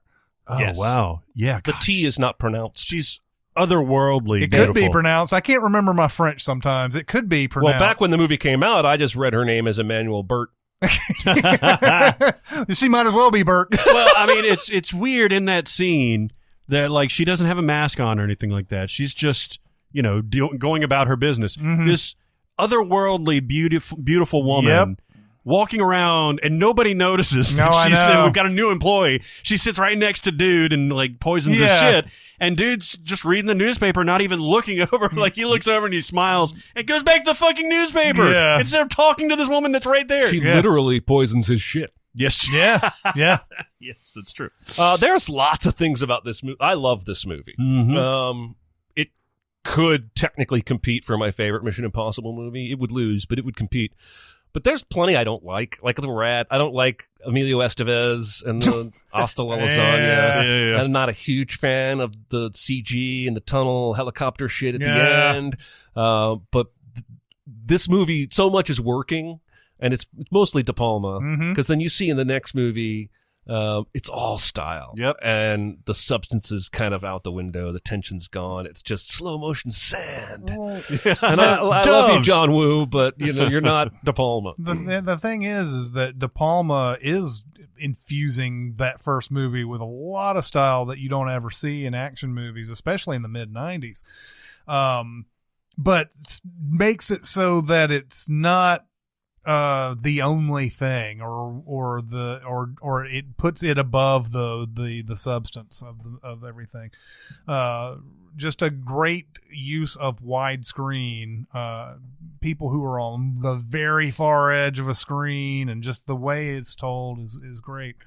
It's got the perfect amount of spy shit in there and double crosses and espionage and things like that. Like, you know, as much as we love the latter Mission Impossible movies, it's all about getting from one action scene to the next, right? And it's maybe one or two too many double crosses. We've lost and I know, I think the last 3 films have been spectacular action, Sure. like amazing, but we've lost some of that. There's something in this first Impossible movie that the darkness maybe that goes away. Even the third movie tries to get dark with Philip Seymour Hoffman and you threw me out of a plane, I'm gonna kill your wife and all that stuff. It doesn't feel dark. It still feels like an Alias episode. This first movie it's like palpable mystery in the air. And that's not in any of the rest of the Mission Impossible. That's almost, now De Palma's movies always have kind of that vibe. Yeah. And it's missing. Yeah, and that's I never really watched the original show, but I think it was more about like the spy shit than it was about the action shit. Oh, definitely. And so I think he struck this perfect balance because you do have those tense action scenes like the breaking in to get the knock list, but you also have this wonderful thriller and figuring out who the actual culprit is. Well, and I remember too, this was maybe not the first time this had ever been done or anything, but a lot of people left this movie confused because of the way Cruise figures stuff out while he's talking to John Voight. And he's talking to him and he's like, Voight is telling him that Kittredge is the mole.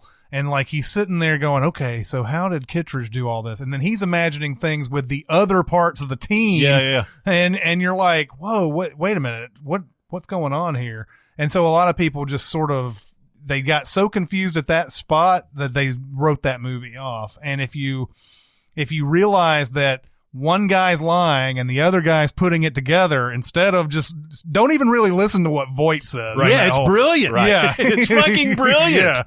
I understand why people would be confused, but it's fucking brilliant. But I just remember that being a big part of why people didn't give that movie the sort of praise it should have gotten because of that one scene. Because people were like, "What? Wait a minute! What? He's talking about Kittredge, and then he's showing showing John Voight doing all this stuff, and it's like it doesn't make any sense."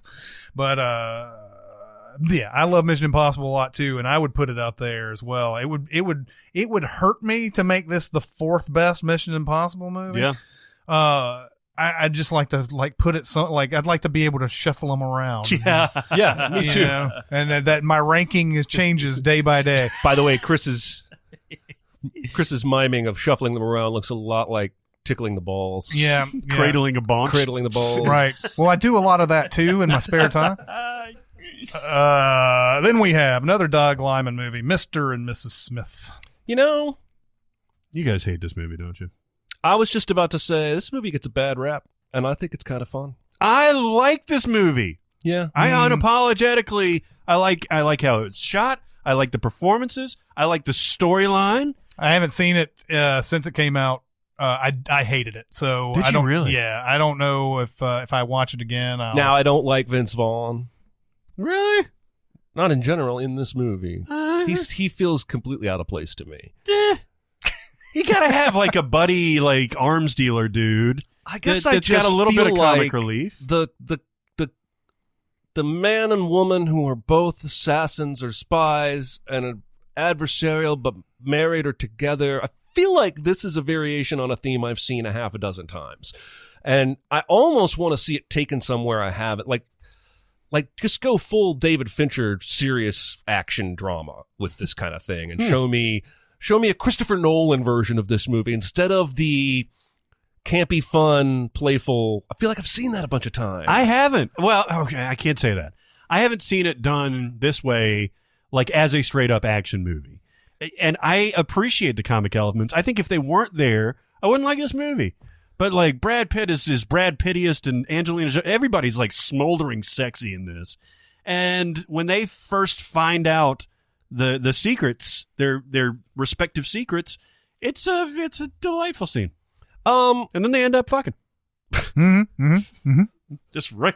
That's right. Moving on then. Navy SEALs. Ooh. Which may be best known now as a punchline in a Clerks movie. Yeah. Oh, yeah. Ooh, Navy SEALs. Just because they're talking about, Randall's talking about how the people always find the most, I guess, the mind-numbingly derivative movies that they can come up with. And it's like, ooh, Navy SEALs. I've never seen Navy SEALs. I remember this being a big deal when I was a kid too. Yeah, I mean, it's all right. It's funny because I think this was 1990. Mm-hmm. So this was right around when Hot Shots came out. Yeah. So- Hot Shots came out the next year, I think. The next year. Wow. I got these movies confused a lot. Oh, really? Yeah, because Charlie Sheen and all that Yeah, stuff. yeah. Michael Biehn is in this, Bill Paxton, Dennis Haysbert, Joanne Wally Kilmer. Yeah, oh, yeah. It's fine. It is very, very derivative, I think. Mm-hmm. So it doesn't really stand out with anything. Did you ever see it? Yeah. I saw it sometime after we started doing CinemaSins, but I've already forgotten it. It's about right. Yeah, who's it? Louis Teague directed this. Yeah. He did Cujo, The Jewel of the Nile, Oh. Cat's Eye. Oh. Yeah. Then we have The New World, Terrence Malick. Yeah, you were talking about this one earlier, how this is like a movie of two halves. It really basically. is. That first half is a nice warm bath of awesome. Even if you can get past the historically accurate But skeezy, skeezy, yeah. age difference, then it's gorgeous. It's lyrical. It sucks you in. And then Christian Bale shows up and she gets with him and gets all colonial dress wearing, and I start snoring. Just don't give a shit. It's just boring. It's probably very true to her real life. Mm-hmm. But it's frustrating that the movie chose to. I don't think the movie should have told me her story as much as it should have told me their story. If you just give me 2 hours of Smith and Pocahontas, and I think it works. Anyway, Yeah, but you get 150 minutes. yeah, This is a movie that got a big, huge following after it came out too, because it didn't do any. I don't think it did anything really. I don't think Terrence Malick movies generally do anything. But it was written off, and it might have been written off mainly because of the things that you're talking about there. Like it wasn't, this stuff wasn't. It's not good at the second half or whatever. But I remember when I was in New York, there was like the Brooklyn Arts and Music Theater. Mm-hmm. They started having special showings of that movie. Wow. Bam! Because it had such a following with the people who came out to that theater regularly. Yeah, I've only seen it the one time. I remember it being awesome for a while, and I do remember kind of fading towards the end. So yeah. Wow, this is weird. So I'm going to butcher it, but Koryanka Kilcher played Pocahontas. yeah. And I was about to say that she hasn't been in anything else, but she's got a decent amount of She's stuff. kind of trying to remember what I've seen her in other than that, because The Killing, Longmire. It's a lot of TV stuff. The Alienist that was on just recently. with the Fanning. yeah, yes, Yeah, so she's had a decent career so far. yeah, But she is gorgeous. Oh yeah, she's unbelievable. Are the Fannings like the Culkins? Are there like 3 more coming up, or are we done with Dakota and Elle? I think that's it. Yeah. There's no others. You got to appreciate these Fannings. I feel like any day it's going to be like starring Amber Fanning.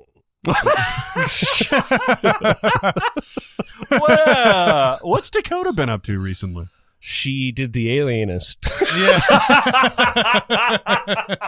I thought it was Elle that was in the Well, she's gonna be in Once Upon a Time in Hollywood, but like everybody else is.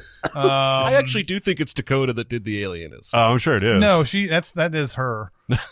She was briefly in Ocean's 8. Oh yeah. But yeah, she's been kind of like there's not been very many like big movies. American Pastoral was one, but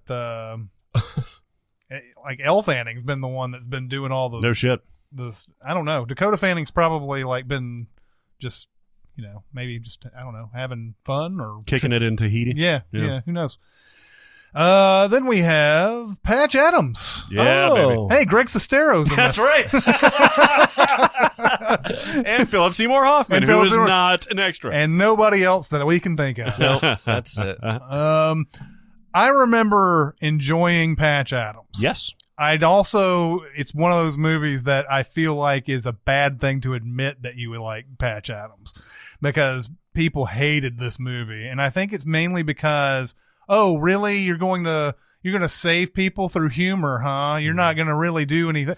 The movie does point out that he knows his medical shit pretty well. Oh, yeah. Like, Philip Seymour Hoffman is the one who's always like, you're just dressing up as a clown the whole time and blah, blah, blah. And Williams is like, I can tell you all the different, bullshit that you have to learn in medical school right now if you want me to. Yep.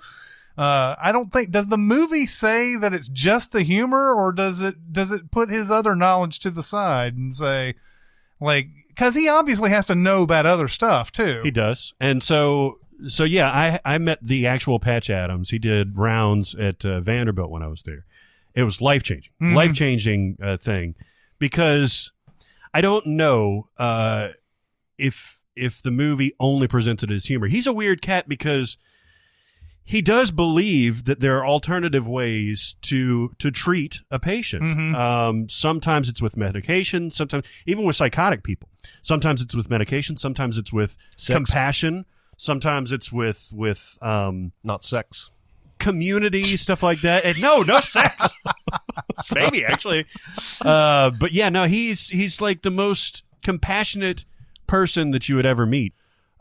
He's committed to treating his patients so much that he's going to go around or beyond or beside the traditional role of medicine. Mm-hmm. And that's what fucks with people.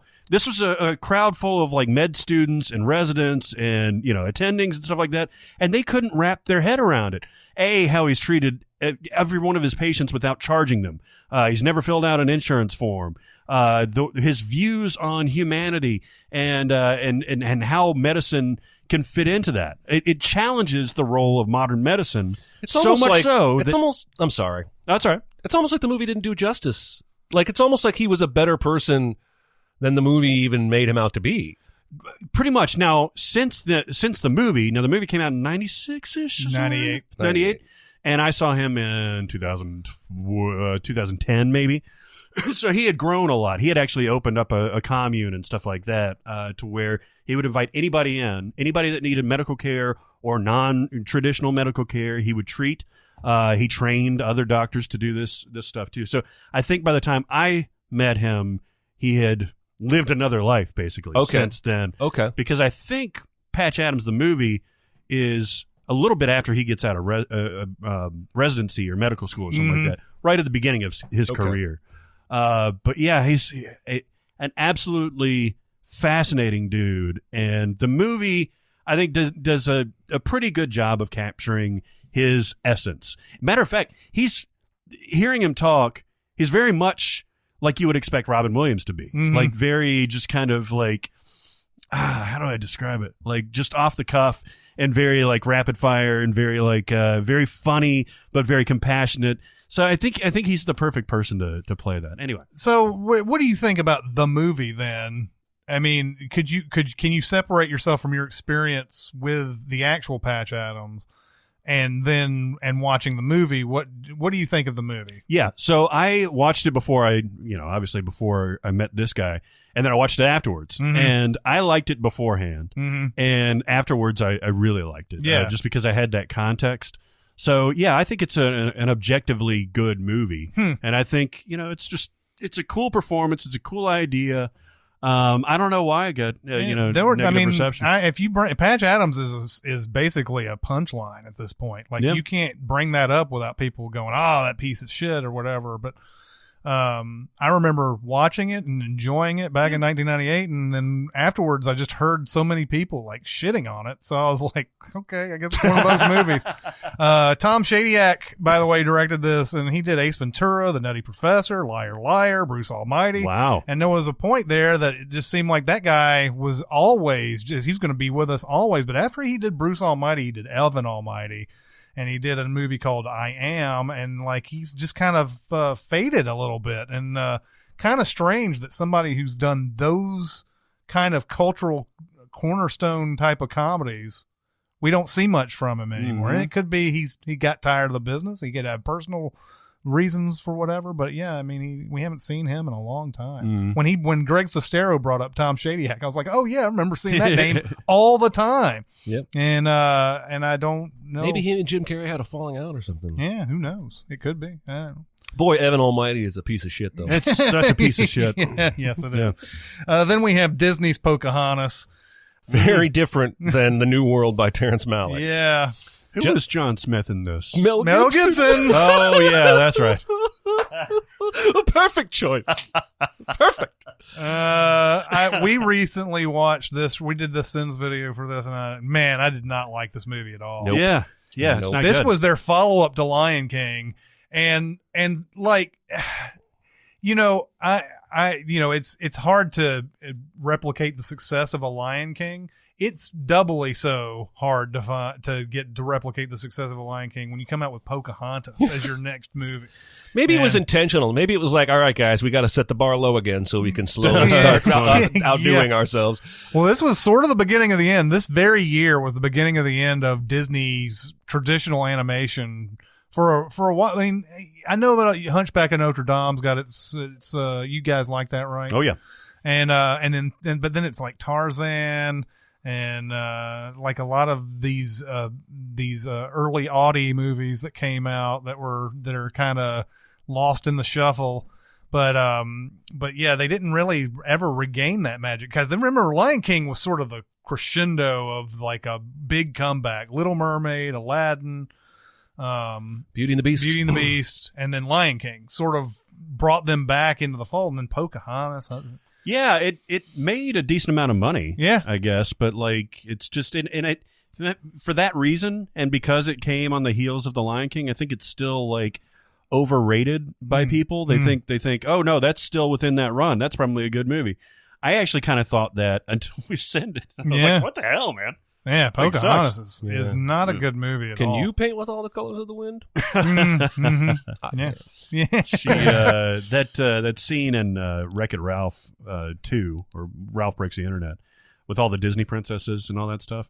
It's very, very good. It's very funny, but I had seen almost the entirety of that scene before in the trailer. Yeah. You know, the best part of the trailer, like 6 months prior, basically. So they did everything wrong in that fucking sequel. Yeah, we might even do an everything wrong with. Maybe somebody should make a video under that title. Yes, probably Yeah. so. Then we have Remember the Titans. I do.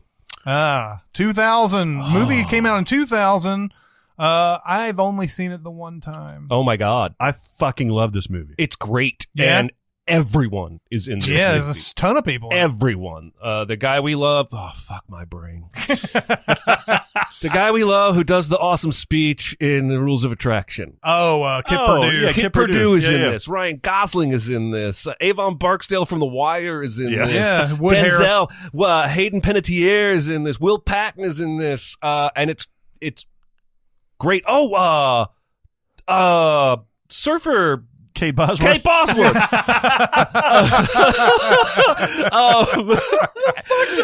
Everybody's in this movie. It's great. It has all the sports movie feel good stuff that you come to expect, but it also has this layer of like racial harmony that doesn't go the volcano, our faces all look the same, like cheesy route of like they show how difficult it would be to be basically the first, non-segregated, desegregated football team in whatever, I guess it's Virginia. And Denzel's like this black coach they brought in to fail so they can fire him and replace him with Will Patton. And it just, there's a lot of good sports movies out there. There's certainly no reason to go out of your way to see it, but it's fantastic. He has to be unimpeachable in this movie. He has to, and I think it's based on a true story. They literally tell him if he loses a game, they're going to fire him. like before they've played even 2 games. And it's not like the players fall into line immediately or anything like that. Right. He's got to work to even get his locker room together. They finally do over like bonding over some music and dancing and shit like that. And the Dozens, they do Your Mama jokes. Oh, yeah, that's right. Yeah. It's the captains that get together.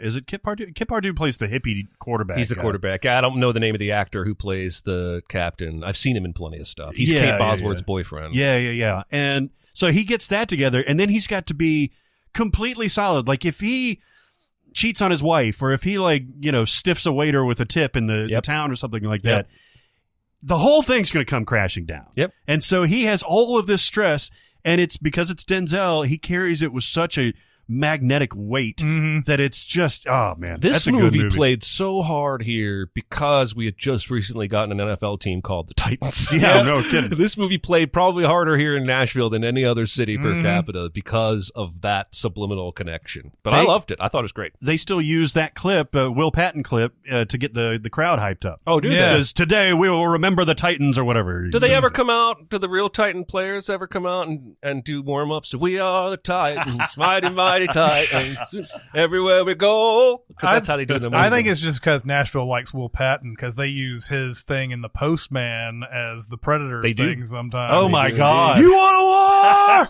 I'll give you a war.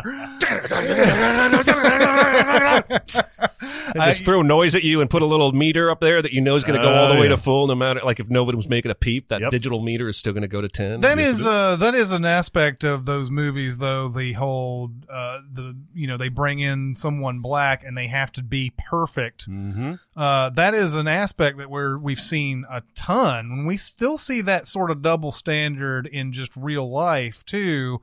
When people are saying, well, women can't be funny, or just bullshit like that. Look at that gal in New York, Alexandria Ocasio-Cortez, who got elected to the House of Representatives. She was a former bartender, and ever since she's taken office, it's been even her own party. I'm not calling out Republicans or Democrats. Everyone has just been undercutting her, calling her everything from adorable to inexperienced to young, and she's she's not white. I think there's a little bit of that. You have to do better than the standard. And she calls him out for she it, does. too. She's brilliantly. She's surprised and shocked at both her poise and her knowledge. And she's not scared to do anything. Like she'll scrap with anybody, and she'll do it in a way that's fact-based. I mean, we're going off on a tangent here, but I think that's totally correct. Like, yes. And she's almost subverting that a little bit because she'll admit when she's not perfect, or like, I had to bartend to make money, and into debt like millions of Americans are doing. You know? So I like her. Yeah. There's you see that in obviously you see that in 42, and you see the Jackie Robinson comparisons there. Yeah. Just the idea of someone just being a complete robot in front of people, so that they don't have any like things that they can attack, and is it's sickening, but it also just goes to show what a special person these people are to come in and be the ones on the front lines. It's kind of ridiculous. Then we have Secretariat. Oh boy. Now, of course, I'm always going to confuse any horse movie with Seabiscuit. I was going to say, I liked the first time I saw it when it was called Seabiscuit. Yeah, I didn't see the Secretariat movie. Is that the one with... Which one has Jeff Daniels in it? Not this one. So this one's got Seabiscuit. Malkovich and Diane Lane as the I've main. seen it. It's okay. Yeah, I mean it's about the most famous horse of all time, basically. Who won the Triple Crown and won every race, I believe, that he raced in, and it's a forgettable horse movie. Yeah, even with all that. Then we have The Silence of the Lambs. Silence. I feel like of the Lambs. I feel like I've heard of that movie before. Yeah, this is a great movie. Jonathan Demme directed this based on the Thomas Harris novel. We've talked about Silence of the Lambs a bunch, and it's fantastic. I want to go back and watch this movie like clean. I just want to like forget everything about it and then watch it again with I a know. clean slate because it's so good. I know. You know, there's a discussion to be had there. We would be far from the first to have it, but we could probably fill a whole podcast with, you know, if you could wipe your brain of one movie, only one, and experience it again the first time, not knowing what's coming, what would you choose? This would be up there for me because I mean, imagine it's interesting because I had already seen the Hannibal Lecter scenes off and on before I saw the movie. And so you're almost like primed for it, right? Mm-hmm. If I could go in clean and witness that performance with no warning, it would probably terrify the shit out of me. I could see that. But I was couched when I saw it, you know? Think about what you're saying, too, when you're saying wipe your memory of this movie. You're also wiping your memory of all references to this movie. Yep. Mhm. I mean, that's how deeply ingrained Silence of the Lambs is. It's we just did a Cable Guy thing. We'd have to forget about that. Don't too. take my cable guy. So, yeah, Silence of the Lambs is great. It's terrifying. It's a great mystery. It's great performances. That scene where he's in Memphis in the cage and all that build up to that is fantastic. Can't recommend Silence of the Lambs enough.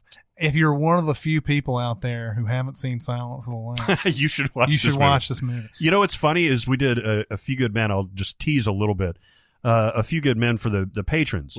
And I made a joke in there about Demi Moore's performance because I was like, imagine if you had like Meryl Streep in this role or Jodie Foster or something like that. And imagine like how much better this movie, an already great movie, would be. And I looked it up. Jodie Foster was actually considered for the Demi Moore role. Oh, wow. So it could have happened. Yeah, and she's not bad in that role. No, she's not bad. But she's the weakest link in that movie. I think so. It's between her and Aunt Ginny. And Harold, actually. You know, Harold was Rob Reiner's, like, assistant. Oh, really? That's how he got hired. He was... Because Reiner had, like, a look that he wanted. He wanted, like, you know, a guy that's ramrod straight and that has, like, a certain demeanor. And so he went through all these people, these actors, and then he realized, he looked over and he was like, why don't you try out for this? And he was apparently perfect. That's awesome. Then we have Spy. That was the Melissa McCarthy, Jason Statham, Rose Byrne. I think it's a funny movie. Yeah, this is funny. Yeah, I enjoyed it. And Melissa McCarthy in this is... the way they advertised it, it seemed like she would just be a bumbling, whatever, and she's not bumbling. That's one of the things that I really liked about Spy is that it's not that she's just kind of Inspector Gadgeting her way through the whole thing. She has actual, real, awesome knowledge and stuff like that. She's just never been looked upon as somebody who would be a field agent before. Yeah, I think Jason Statham should be only in R-rated movies. So he can creative use fuck. Yeah. Because it's glorious. Because I think I've said this before, but there's a scene where Melissa McCarthy's walking with him. She's like, that's a nice suit. Where'd you get it? And he was like, I fucking made it, didn't I?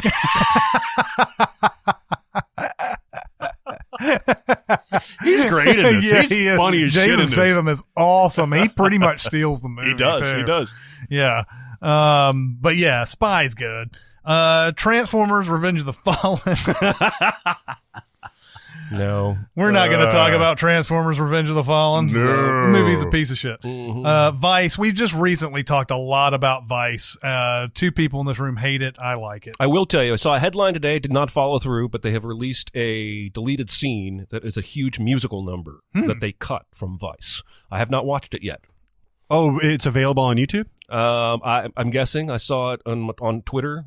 Somebody I follow on Twitter was talking about it. Oh, that's interesting. I'm interested in that. I don't I'll know watch if it would detract or add to the movie, but I have this feeling that it probably would add to it. Might. I'll have to check it out. The X-Files, I want to believe. What is it about sequels to movies? And actually, the first one's not good either, but the sequel is horrible. I kind of like that first one. Is this the sequel's about bees, right? No, there's bees in the first one. I was going to say bees are everywhere. Is it in it's in the first one. So what's the second one about? God, you know what? I don't know. I don't fucking know. I watched it and it immediately left my brain. Now this came out fairly recently, like way Yeah, to 2008. 2000. Oh wow, was that far back? But it came. When was the first movie? Was First 98, one was wasn't it? 98. Yeah. Yeah, so it's 10 years too late. Everybody's sick of the X-Files because they ran it into the ground. And yeah, people, as much as I loved the X-Files, I was not interested in this movie. It's about a former priest claiming to be receiving psychic visions pertaining to a kidnapped agent. Yeah. Billy Connolly, Amanda Peet, Exhibit is in this. Exhibit. Next to the Z Exhibit. I heard you like X-Files, so I'll put some more X-Files in I just remember I just remember watching it and just being extremely bored. Yes. And why did they make this? Mm-hmm. Speaking of dresses, how about Paul the Fruitcake? Okay, folks, enough with the gay jokes. Then we have X-Men First Class. This is the last X-Men movie I really got into. Yeah, me too. Me too. I know that some people have Days of Future Past up there, but I like First Class way better. Oh, there's no comparison. This has got like a perfect villain. Yep. It's got a great use of every individual kid and character in this. It's got they perfectly cast McAvoy. Man, it's the only movie for me where Charles versus Eric is worth watching. Yes. Because it's the only movie where Eric hasn't made his choice fully. Yeah. And once he makes his choice fully, I don't understand any of their goddamn banter in the rest of those movies because one of you is evil. Yeah. Stop talking like your old friends. One of you is evil. In this movie, he hasn't made his choice for evil yet until the very end. And stop calling each other old friend. Yeah, old friend.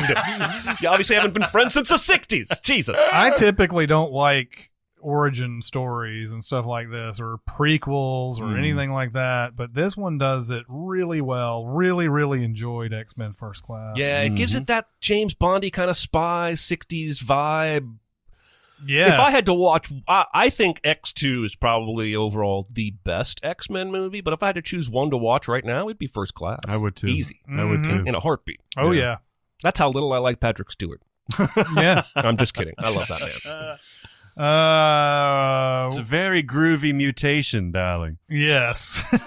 I love that shit where he's drinking at the bar and he's like, your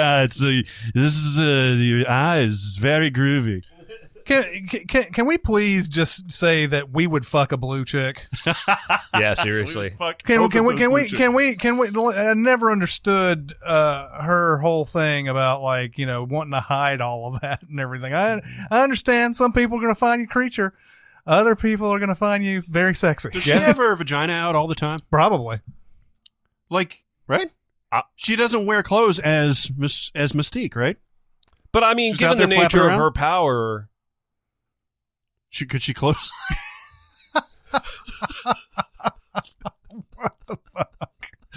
Some days we do a podcast and I drive home going, I said some inappropriate shit he's going to have to cut. And today's not one of those days because I'm not the one saying it. Well, you suggested it.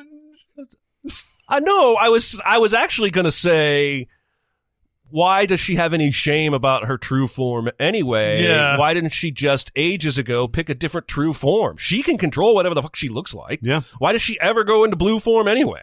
Maybe it takes some effort to maintain. Well, isn't that the thing that they're talking about the whole time is why should I ever have to hide and all that? Yeah, and the reason why that she shows up as either Rebecca Romaine or Jennifer Lawrence, is because of the acceptance factor. But I never, maybe everybody in the world would be crazy, I don't know, maybe they would be freaked out by a blue chick walking around. I don't know. To me, it seems awesome. I mean, there's somebody out there that'll fuck anyone, right? And it's not necessarily about just fucking. It's just, in general, I think the acceptance factor is pretty high. Yeah. For just, if you're a blue chick walking around, people are like, oh, even if they think it's a costume, they would think that's awesome, right? They wouldn't. Yeah. I guarantee you somebody, I probably shouldn't say this. I guarantee you somebody went to a Comic-Con in the last year with, cosplaying as that character and then went and had sex after without taking all the makeup off. Oh yeah, no, it Mhm. definitely happened. That's happened many times. Yeah. Millions of times. I bet. It's happened. I don't know. I just think, the X-Men series as a whole have always gone way too hard with that. She's so hideous. Oh, God, she's hideous. We do want to remind everybody that cosplay is not consent, though. That's correct. Yes, we did. Then we have XXX State of the Union. We briefly talked about this when we were talking about Lee Tamahori in the last episode. This movie's a piece of shit. Is this the Ice Cube one? Yeah, Oh, it's the God. Ice Cube one. And they're telling us that Vin Diesel's character's dead, and they have to get some other dude to be the XXX guy, and they get Ice Cube to do it. And then later, years later, it'll be XXX back in the saddle or whatever the fuck. when Yeah, Vin and they Diesel did comes. come out with that other XXX a couple years ago with Vin Diesel because they were assuming with the Fast and the Furious movies back to being popular that they could make XXX popular again. Sorry. Yep. Nope. Never got there with Riddick either. I Nope. didn't like the first one of these. I think it was Yeah, just over the first top one's and terrible stupid. too. The first XXX is like I remember that the first time I watched it was only for the Sins video. Oh, really? Oh, yeah, wow. and it's God, that's a piece of shit. I went to built see that it. movie. Yeah, I went to see it opening day. I was psyched for it, and it's just it's a I piece of want shit. all of that in here.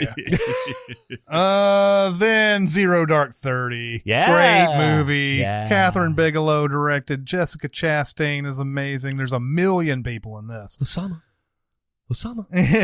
Surprisingly rewatchable. Yeah. Like Oh, you would yeah. think that this isn't like content that you'd feel like you could go back to over and over again, but yeah, I can pick up this movie Well, at any she point. drops out the score for I think almost the last 25 minutes, Mhm. Yeah. and you feel like you're observing an actual fucking SEAL Team 6 raid. Yeah. It's her direction that I think sells the tension that makes it rewatchable. And then, yeah, I mean, she's an amalgamation of a couple different people. Jessica Chastain is, but just seeing her frustration being for so long the only one that seems to want to push this issue, and then to have it pay off. I love that moment at the airstrip at night after she gets the word that it's been done, where she kind of can let it out. And I love this movie. Yeah, I do. unabashedly. Zero Dark 30 is fucking phenomenal, and I think we've talked about it before, but again, another movie you gotta see. This is good stuff, and it I think it should have won Best Picture over Argo. Yep. Isn't Chris I think Pratt The in Masters- this? Like Chris in a Pratt is tiny in role? this, and Joel Edgerton's Joel in this. Edgerton and Jason Clarke. Kyle Chandler. Ron Livingston. Yeah. Yeah. Isn't there a movie with both of them in it? Who, Kyle Chandler and Ron Livingston? Yeah. Probably. I gotta Almost that's another thing. guaranteed. I mean, yeah, you can go to the collaborations and look that up. Oh, they're the same person. Yeah, I like them both, though. Running down the rest of the list here. Abduction, Taylor Lautner thriller. Did not see this. No, me neither. Taylor Lautner? It's about Yeah. abduction, huh? It's wild. There's actually a decent cast to this. It's Taylor Lautner, Lily Collins, Alfred Molina, Jason Isaacs, Sigourney Weaver, Michael Nyqvist, Dermot Mulroney. Like, there's a lot of people in this. It's weird that of the three leads in Twilight that they still get, like, because Robert Pattinson always had a little bit of talent, I thought. Kristen Stewart definitely had talent. But this guy, like, more power to you, but you're a terrible actor. He was vacuous. Why did anyone give him an action, like, lead role? He's hot, man. But still. This I was guess 2011, too, so this was, in his prime. Still in the Twilight. That's right. Still Twilight being played at this point. Jesus. American Ultra. Never saw this. I know Max Landis wrote it. Speaking of Kristen Stewart, I haven't seen it. Yeah. Oh, really? Surprisingly, I should, because it sounds right up my alley. I know, but it got bad reviews. It did. It got terrible reviews. The trailer was great, like Yeah. stoner Jason Bourne, basically. Yeah. And apparently it doesn't live up to it. I have yet to get there. I'll probably like it when I see it because it's gotten such negative press. The Beguiled, which Jeremy talked about a Yep. couple weeks ago. He's seen both Beguiled. This is the latest one that came out. I guess It's the in other one's Virginia. set in a different southern state. I guess so. This is the only one I saw in Virginia. Was Virginia a southern state? Mhm. Okay, but it was That like was the the northern capital of the Confederacy. Was But it? it's the northernmost southern state. Probably geographically, yeah. Okay. Yeah. I actually have seen the Colin Farrell one since I talked about the Clint Eastwood one. Just because Somehow you're drawn to this I am movie. sort of obsessed with how they made it the first time, and then how she came around 30 years later and said that must be remade. But I'm only going to change I'll change two things drastically, but then I'm not going to change anything else. It's just, I'm fascinated by how that came to be. Yeah. Anyway, not good, not worth it. A movie called Best Friends, not to be confused with the latest one, the Greg Sestero, Tommy Wiseau one, but Norman Jewison directed this one with Burt Reynolds and Goldie Hawn, based on the life of Barry Levinson. Yes, and his wife. They were a writing team apparently. Okay, and so Burt Reynolds and Goldie Hawn are playing them essentially, and it seems like a very, very good movie that I really want to see. It's 1982, but I like all of those people involved with this project. And so did they change the names because Burt Reynolds is playing Richard Babson? Yeah, it's just based on his. Okay. Then there is The Birth of a Nation, the 2016 Nate Parker movie. I never saw this. Really? I saw it. What'd you think? Shockingly violent. Probably that's the point. And yeah, that guy had some allegations came out that tanked this movie's chances and maybe even his career. But Armie Hammer's in this. And I was engaged throughout. Is this the Nat Turner? Mm-hmm. Yeah. And they decide to revolt because of an eclipse. Oh, really? Well, they pray for a sign from God, and a few days later there's an eclipse while they're working, and they take that as a sign, and then all the slaves revolt. It's not just one estate. It's slaves from multiple lands and properties, and it's pretty fucking violent. Do they kill the shit out of the owners? Oh, yes. See, I'd watch it just for that. maybe you should. That's the part where when I say it gets violent, that's what I'm talking about. Yeah, when they're killing you. Yeah. Brutal. Then there's a Hallmark movie called Coming Home for Christmas. It stars Danica McKellar. Have you seen this? No. I was taking a flyer that you had. Gods and Generals, which is the sequel to Gettysburg, I guess, or it's at least the spiritual sequel. Yeah, spiritual sequel. Gettysburg 2. Yeah. I saw this. This was the night, I think I talked about this before, the night that same weekend that Old School came out. And I had to watch Gods and Generals and it's such a long movie. Oh God, it's like 4 hours. Meanwhile, people go and watch Old School and tell me how funny that movie is. They could watch Old School 3 times before you get done with yours. Pretty much. And it was one of those, we had to build it in 2 different pieces because building the whole thing at once would have been impossible. Oh my God, that movie's fucking long, isn't it? Yeah, it's very long. Holy shit. Is it good though? Did you like it? I liked it. I'm a history nerd though. Yeah, I think I liked it okay. It seemed like, and maybe this was true, but I can't remember. Jeff Daniels is playing a Union, and he goes on this big, like, this liberal rant because somebody calls the black people like some sort of slur of some sort, and so he goes off on this whole thing, and I'm like, did people really? I mean, I know that there are some people back in the day who went out of their way to discuss how that's wrong and everything, but it seemed like they really wanted to make sure that this Jeff Daniels character, we wanted to make sure he's in the right in all this, even though some of the Union Army was racist as fuck too. Yeah, and so like that's the part that I remember out of that movie. I was like, it's kind of like the Mel Gibson in The Patriot thing where he's like, oh, they're free to go, my slaves that I have, they're just free to go, don't worry about it, I'm a good slave they're owner. Not slaves, they just work here. Yeah for no money. For no money. Stuff like that. But anyway, I remember it being okay. But I remember being just sad that I did not see Old School and stuff. Yeah, I would feel the same way. Then there's Lawless, this movie with Tom Hardy and Shia LaBeouf, which had maybe more publicity because they fought during the production. I mean, Tom Hardy and Shia LaBeouf had a fight or something. Yeah, big surprise.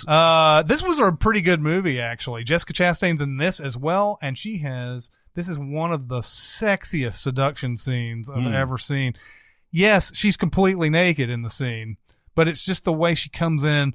Tom Hardy is like sleeping in his bed. She comes in naked, just walks in with this super confidence. And like he wakes up and she's like, what, are you just going to sit there and stare at me the whole time? And sex is happening right after that. It's on. But I remember Lawless being pretty good. I actually really wanted to see it. Gary Oldman is in this. Jason Clarke again. Yep. Guy Pearce, Steinhan, Mia Wasikowska. Mia I think it's Wasikowska. Wasikowska. I don't know. I've heard this pronounced before, and I think I fucked it up Just again. call her Alice. Yeah, call her Alice in Wonderland. Then there is Loving. Oh, that was the Ruth Negga, Joel Edgerton movie. And again, this is one of those, this is a good movie, but God damn it. There's something, you can never say this enough how bad it was back in the day. Oh, yeah. But it unfortunately has that sort of just, it's weary. It's been worn out, this whole thing. But it's good. It's really good. And it's, an odd performance, like Nick Kroll's in this as playing a straight lawyer in this, like just straight up lawyer, and it's so weird. That is weird because Nick Kroll's never serious. Yeah, and just to watch him being like this lawyer, like and everything. But great performers here. I think did Ruth Negga? She got nominated at least. I don't know if she won. Yeah, they were nominated for Golden Globes. Oh, so no Oscars. Oh, hold on. Joel Edgerton was nominated for Best Actor, Academy Award. No, yeah, she was. I'm sorry. Yeah, she was. Nominated. Okay. But, good movie. It's just that, people were racist in the 60s. Okay. Yeah, I did want to see this, though. Yeah. Red Sparrow. I never saw this. Is this the Jennifer Lawrence? Jennifer Lawrence. Is it just because the CIA shit that we're in Virginia? Yeah. This movie, have you seen this movie? No. This is one of the most boring movies I've seen in my entire life. What? Oh, really? A spy movie starring Jennifer Lawrence Yes. where she's like a Russian asset, or she's pretending to be in a Russian accent? No, Yes. She's all of Wow. those things. She's Okay. an asset of both sides, and the movie kind of wants to keep you guessing, or kind of suggests she has to play both sides to stay alive. So Joel Edgerton is her American handler trying to use her as a double agent. She's got Russian handlers who she's working for, but they think she might be turning because of another agent, yada, yada. Boring as fuck. How is that This boring? movie feels 8 hours long. Wow. And there's sex in it. There's some gunfiring. There's people being introduced to people at an opera. It's boring as hell, man. I watched this movie expecting if it was a C-, I'd be happy, and I was not happy. Wow. I would say steer clear. Wow. I don't I'm even- glad to know. I don't I even know was what happened. recommended the book, so I started reading the book and then got completely swamped, and I haven't picked it back up since. But the book was pretty good from what I was reading in there. But It feels like something that would be better as a book. Mhm. It feels like all the boring spy shit Yeah. shoved into a movie. Like, I gotta go meet with this guy. And so let's spend 15 minutes showing her riding this train, and she walks down this block, then she gets off this train, but there's no tense music. God, I hated this movie. Wow. This movie annoyed me. A Simple Twist of Fate, 1994 Steve Martin movie. I'm sure I saw it. I don't remember. I never did. I remember when it came out. I didn't see it. Then there's Snowden. Saw that shit. Joseph Gordon-Levitt. Yep. Did it? It was Oliver Stone directed it? Yep. Yeah. Shailene Woodley. Now, this is another one where there was a documentary released before. Yes. this, right? Yeah. What was it? Something 44. No. I watched it. When it came out. But is this another case, another Joseph Gordon-Levitt case where the documentary is much better than the... Yes, and it's also another case where they literally reenact moments from the documentary in Snowden. And then at the end of Snowden, Joseph Gordon-Levitt's face morphs into the real Snowden's face. Really? Yes, it's one of the weirdest choices I've ever seen. And this movie has a lot of weird choices. The documentary is called Citizenfour. Citizenful. Yeah, I would. If you're interested in Snowden, I would watch that. It's him in his own words. And one of the things I remember being taken by in that documentary was how fucking articulate and smart he was without condescending. And I don't need a dramatic reenactment of it. Oliver Stone is clearly in the camp of thinking Snowden was a hero. Whatever your personal beliefs are on it. It's it's another forgettable Oliver Stone movie. Like the only thing he's been cranking out since, God, JFK maybe. What was the last good Oliver Stone movie? I mean, there's some fans of Any Given Sunday, Natural Born Killers, Nixon. But I don't think anyone would say any of those movies is definitely 100% A+. Everyone should love. U-Turn. I actually kind of like U-Turn. I like U-Turn too. But you're right. Yeah, probably JFK is the last because then you got Platoon before that and you got Wall Street before that. Yeah. So yeah, I think his best work peaked right there. Yeah. And finally, we round out the list with The Turning, which has the first movie from Gillian Anderson, but it stars Karen Allen. It was also the name of my band in college for about 3 weeks before I realized how stupid it was. The Turning? Are you Turning. serious? This isn't like that's my high school college band No, that's joke? that's for real. That was our name for a brief period. The Turning. It's funny. I'm looking at the description first off. It says a white supremacist returns to his hometown for the first time in years to try and save his parents' relationship. Oh, as white supremacists are known to do. Yeah, and then I'm looking at the cover and it's like Gillian Anderson like unbuttoning her like dress or something, and I'm like, I'm sure she's prominent in this movie. Yeah, exactly. That is the movie's about Gillian Anderson and her undressing probably. That's going to do it for Virginia. Yeah, that was more content than it looked like on paper because there's a lot of stuff that you got to chew on in that state. There's a lot of really great movies in that list. And Plus, Virginia is big. Yeah. If you've ever driven from the western tiny skinny tip to the eastern fat part where it turns into D.C., it's like it takes about 19 hours to get from one end to the other. I have done that. I've done it a few times because I used to drive to New York from Nashville, and just driving the one half of Tennessee is a long time. Yeah. Then you get into Virginia and you're like, Virginia. Oh my God. Fucking forever. I'm like, you're in those two states, Tennessee and Virginia, and that trip from Nashville to New York longer than any other part of the journey. Oh, sure. Like, you go right through Maryland, you go right through West Virginia, you go right through Pennsylvania is kind of long, but like not. God, that Virginia trip. Holy It's a shit. sneaky bastard, man. Long. That'll do it for this week. Keep going to SinCast presented by CinemaSins on Facebook, CinemaSins Twitter. We have Patreon. We have Reddit. We have a lot of places that you can come and comment about this very episode. And also, today, this episode is dropping on day one of Sin Week. Oh, yeah, it is. Some of you are patrons and you can check out the stuff online, the extra bonus Sins videos. There's still time. If you're hearing this and you are not yet a member on our Patreon page, there's still time. Go over there and sign up. You'll get access to the 3 bonus Sins videos. Also, the live broadcasts we're doing here with the Sin Flower patrons who are all converging on Nashville soon. That's right. It's Sin Week. It is upon us. From all over the world. It's Yes. New York. It's Yes. cows and bears and chickens and things. So that'll do it for this week. It's Chris Atkins and Jeremy Scott and Barrett Scher. We'll see you next time. Thanks for listening. Comment on our episodes on our SoundCloud page. Check us out on YouTube, Twitter, Facebook, and Reddit. And be sure to visit CinemaSins.com.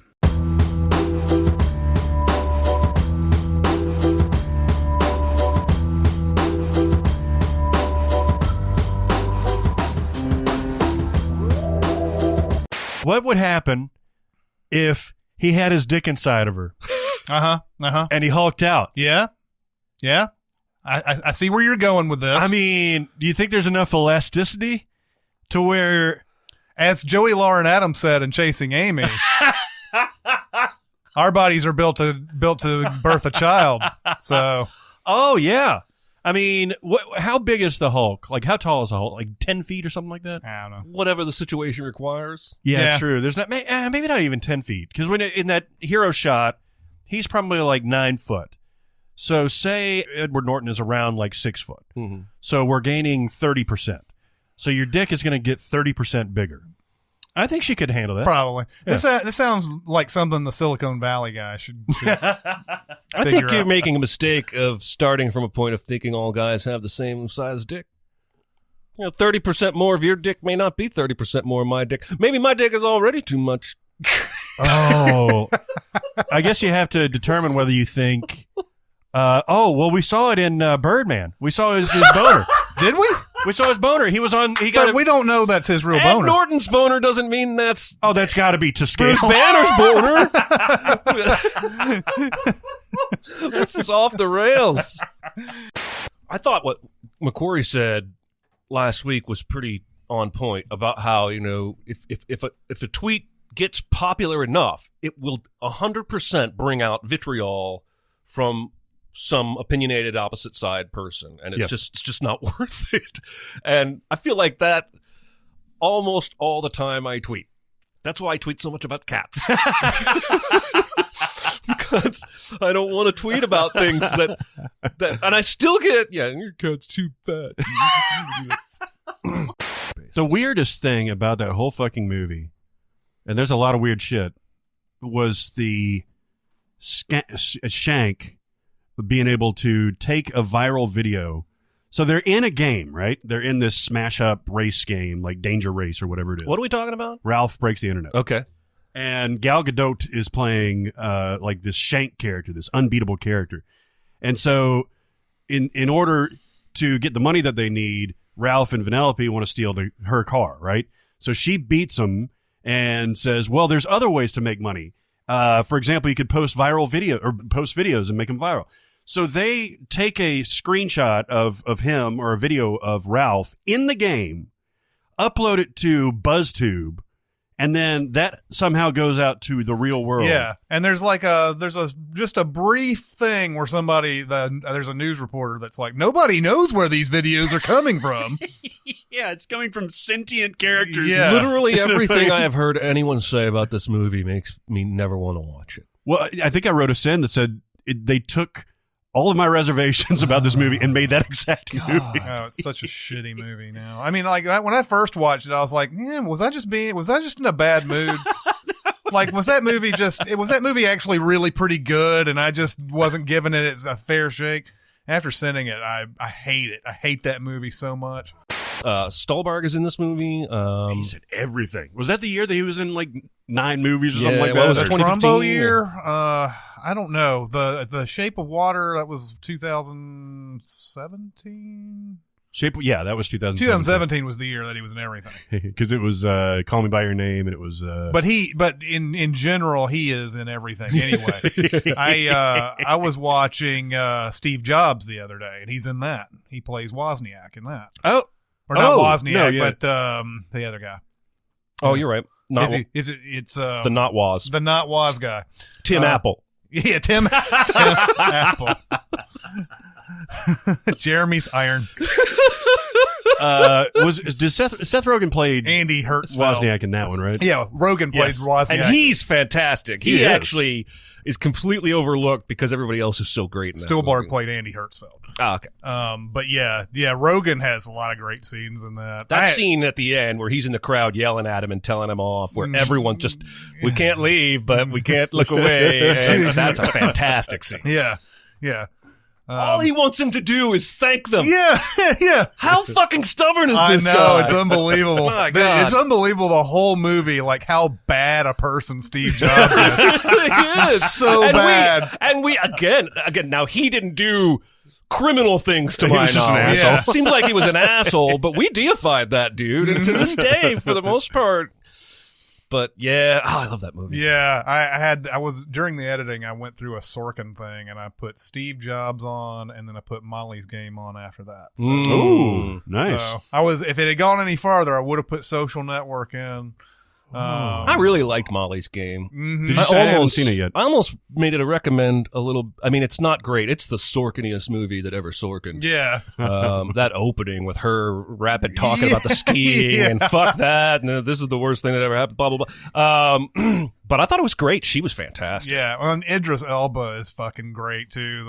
There's a whole scene with him talking to the lawyers and like, you know, this woman does not deserve to be a part of a RICO case and blah, blah, blah, and starts going through this whole thing. And he's just like, you could tell that Idris Elba himself probably just put everything he had into that scene. Yeah. How about old Jose Canseco calling out A-Rod as a cheater the day after he gets engaged? You guys see any of this? No! I saw him trending and I went through the trending thing and I was like, what the fuck is this about? That's it. He and get I didn't- engaged and Jose Canseco goes off. And he's like, dude has no idea that or she has no idea that dude's been sleeping with my ex for 6 months, yada, yada. I'll take a polygraph. Hold on. Cheating is in like cheating on J-Lo? Yes. Oh, not cheating in baseball. No, obviously. well, that's what I said to my wife when I was saying he cheated in baseball. Yeah. Like everybody knows that shit. I'm going to have to examine the story. It took me 10 minutes to even get my head around what I was reading. because I saw Aunt Becky trending, and I was like, "Is that like a new rapper?" And so I clicked on it, and I saw Lori Loughlin. Here's that new hit song from Aunt Becky. Becky, bitch. Straight out of the streets of Jamaica. And Becky, y'all. Why did she become Jamaican? Did you mean Jamaica Queens or Jamaica? Jamaica Queens. But it could go either way.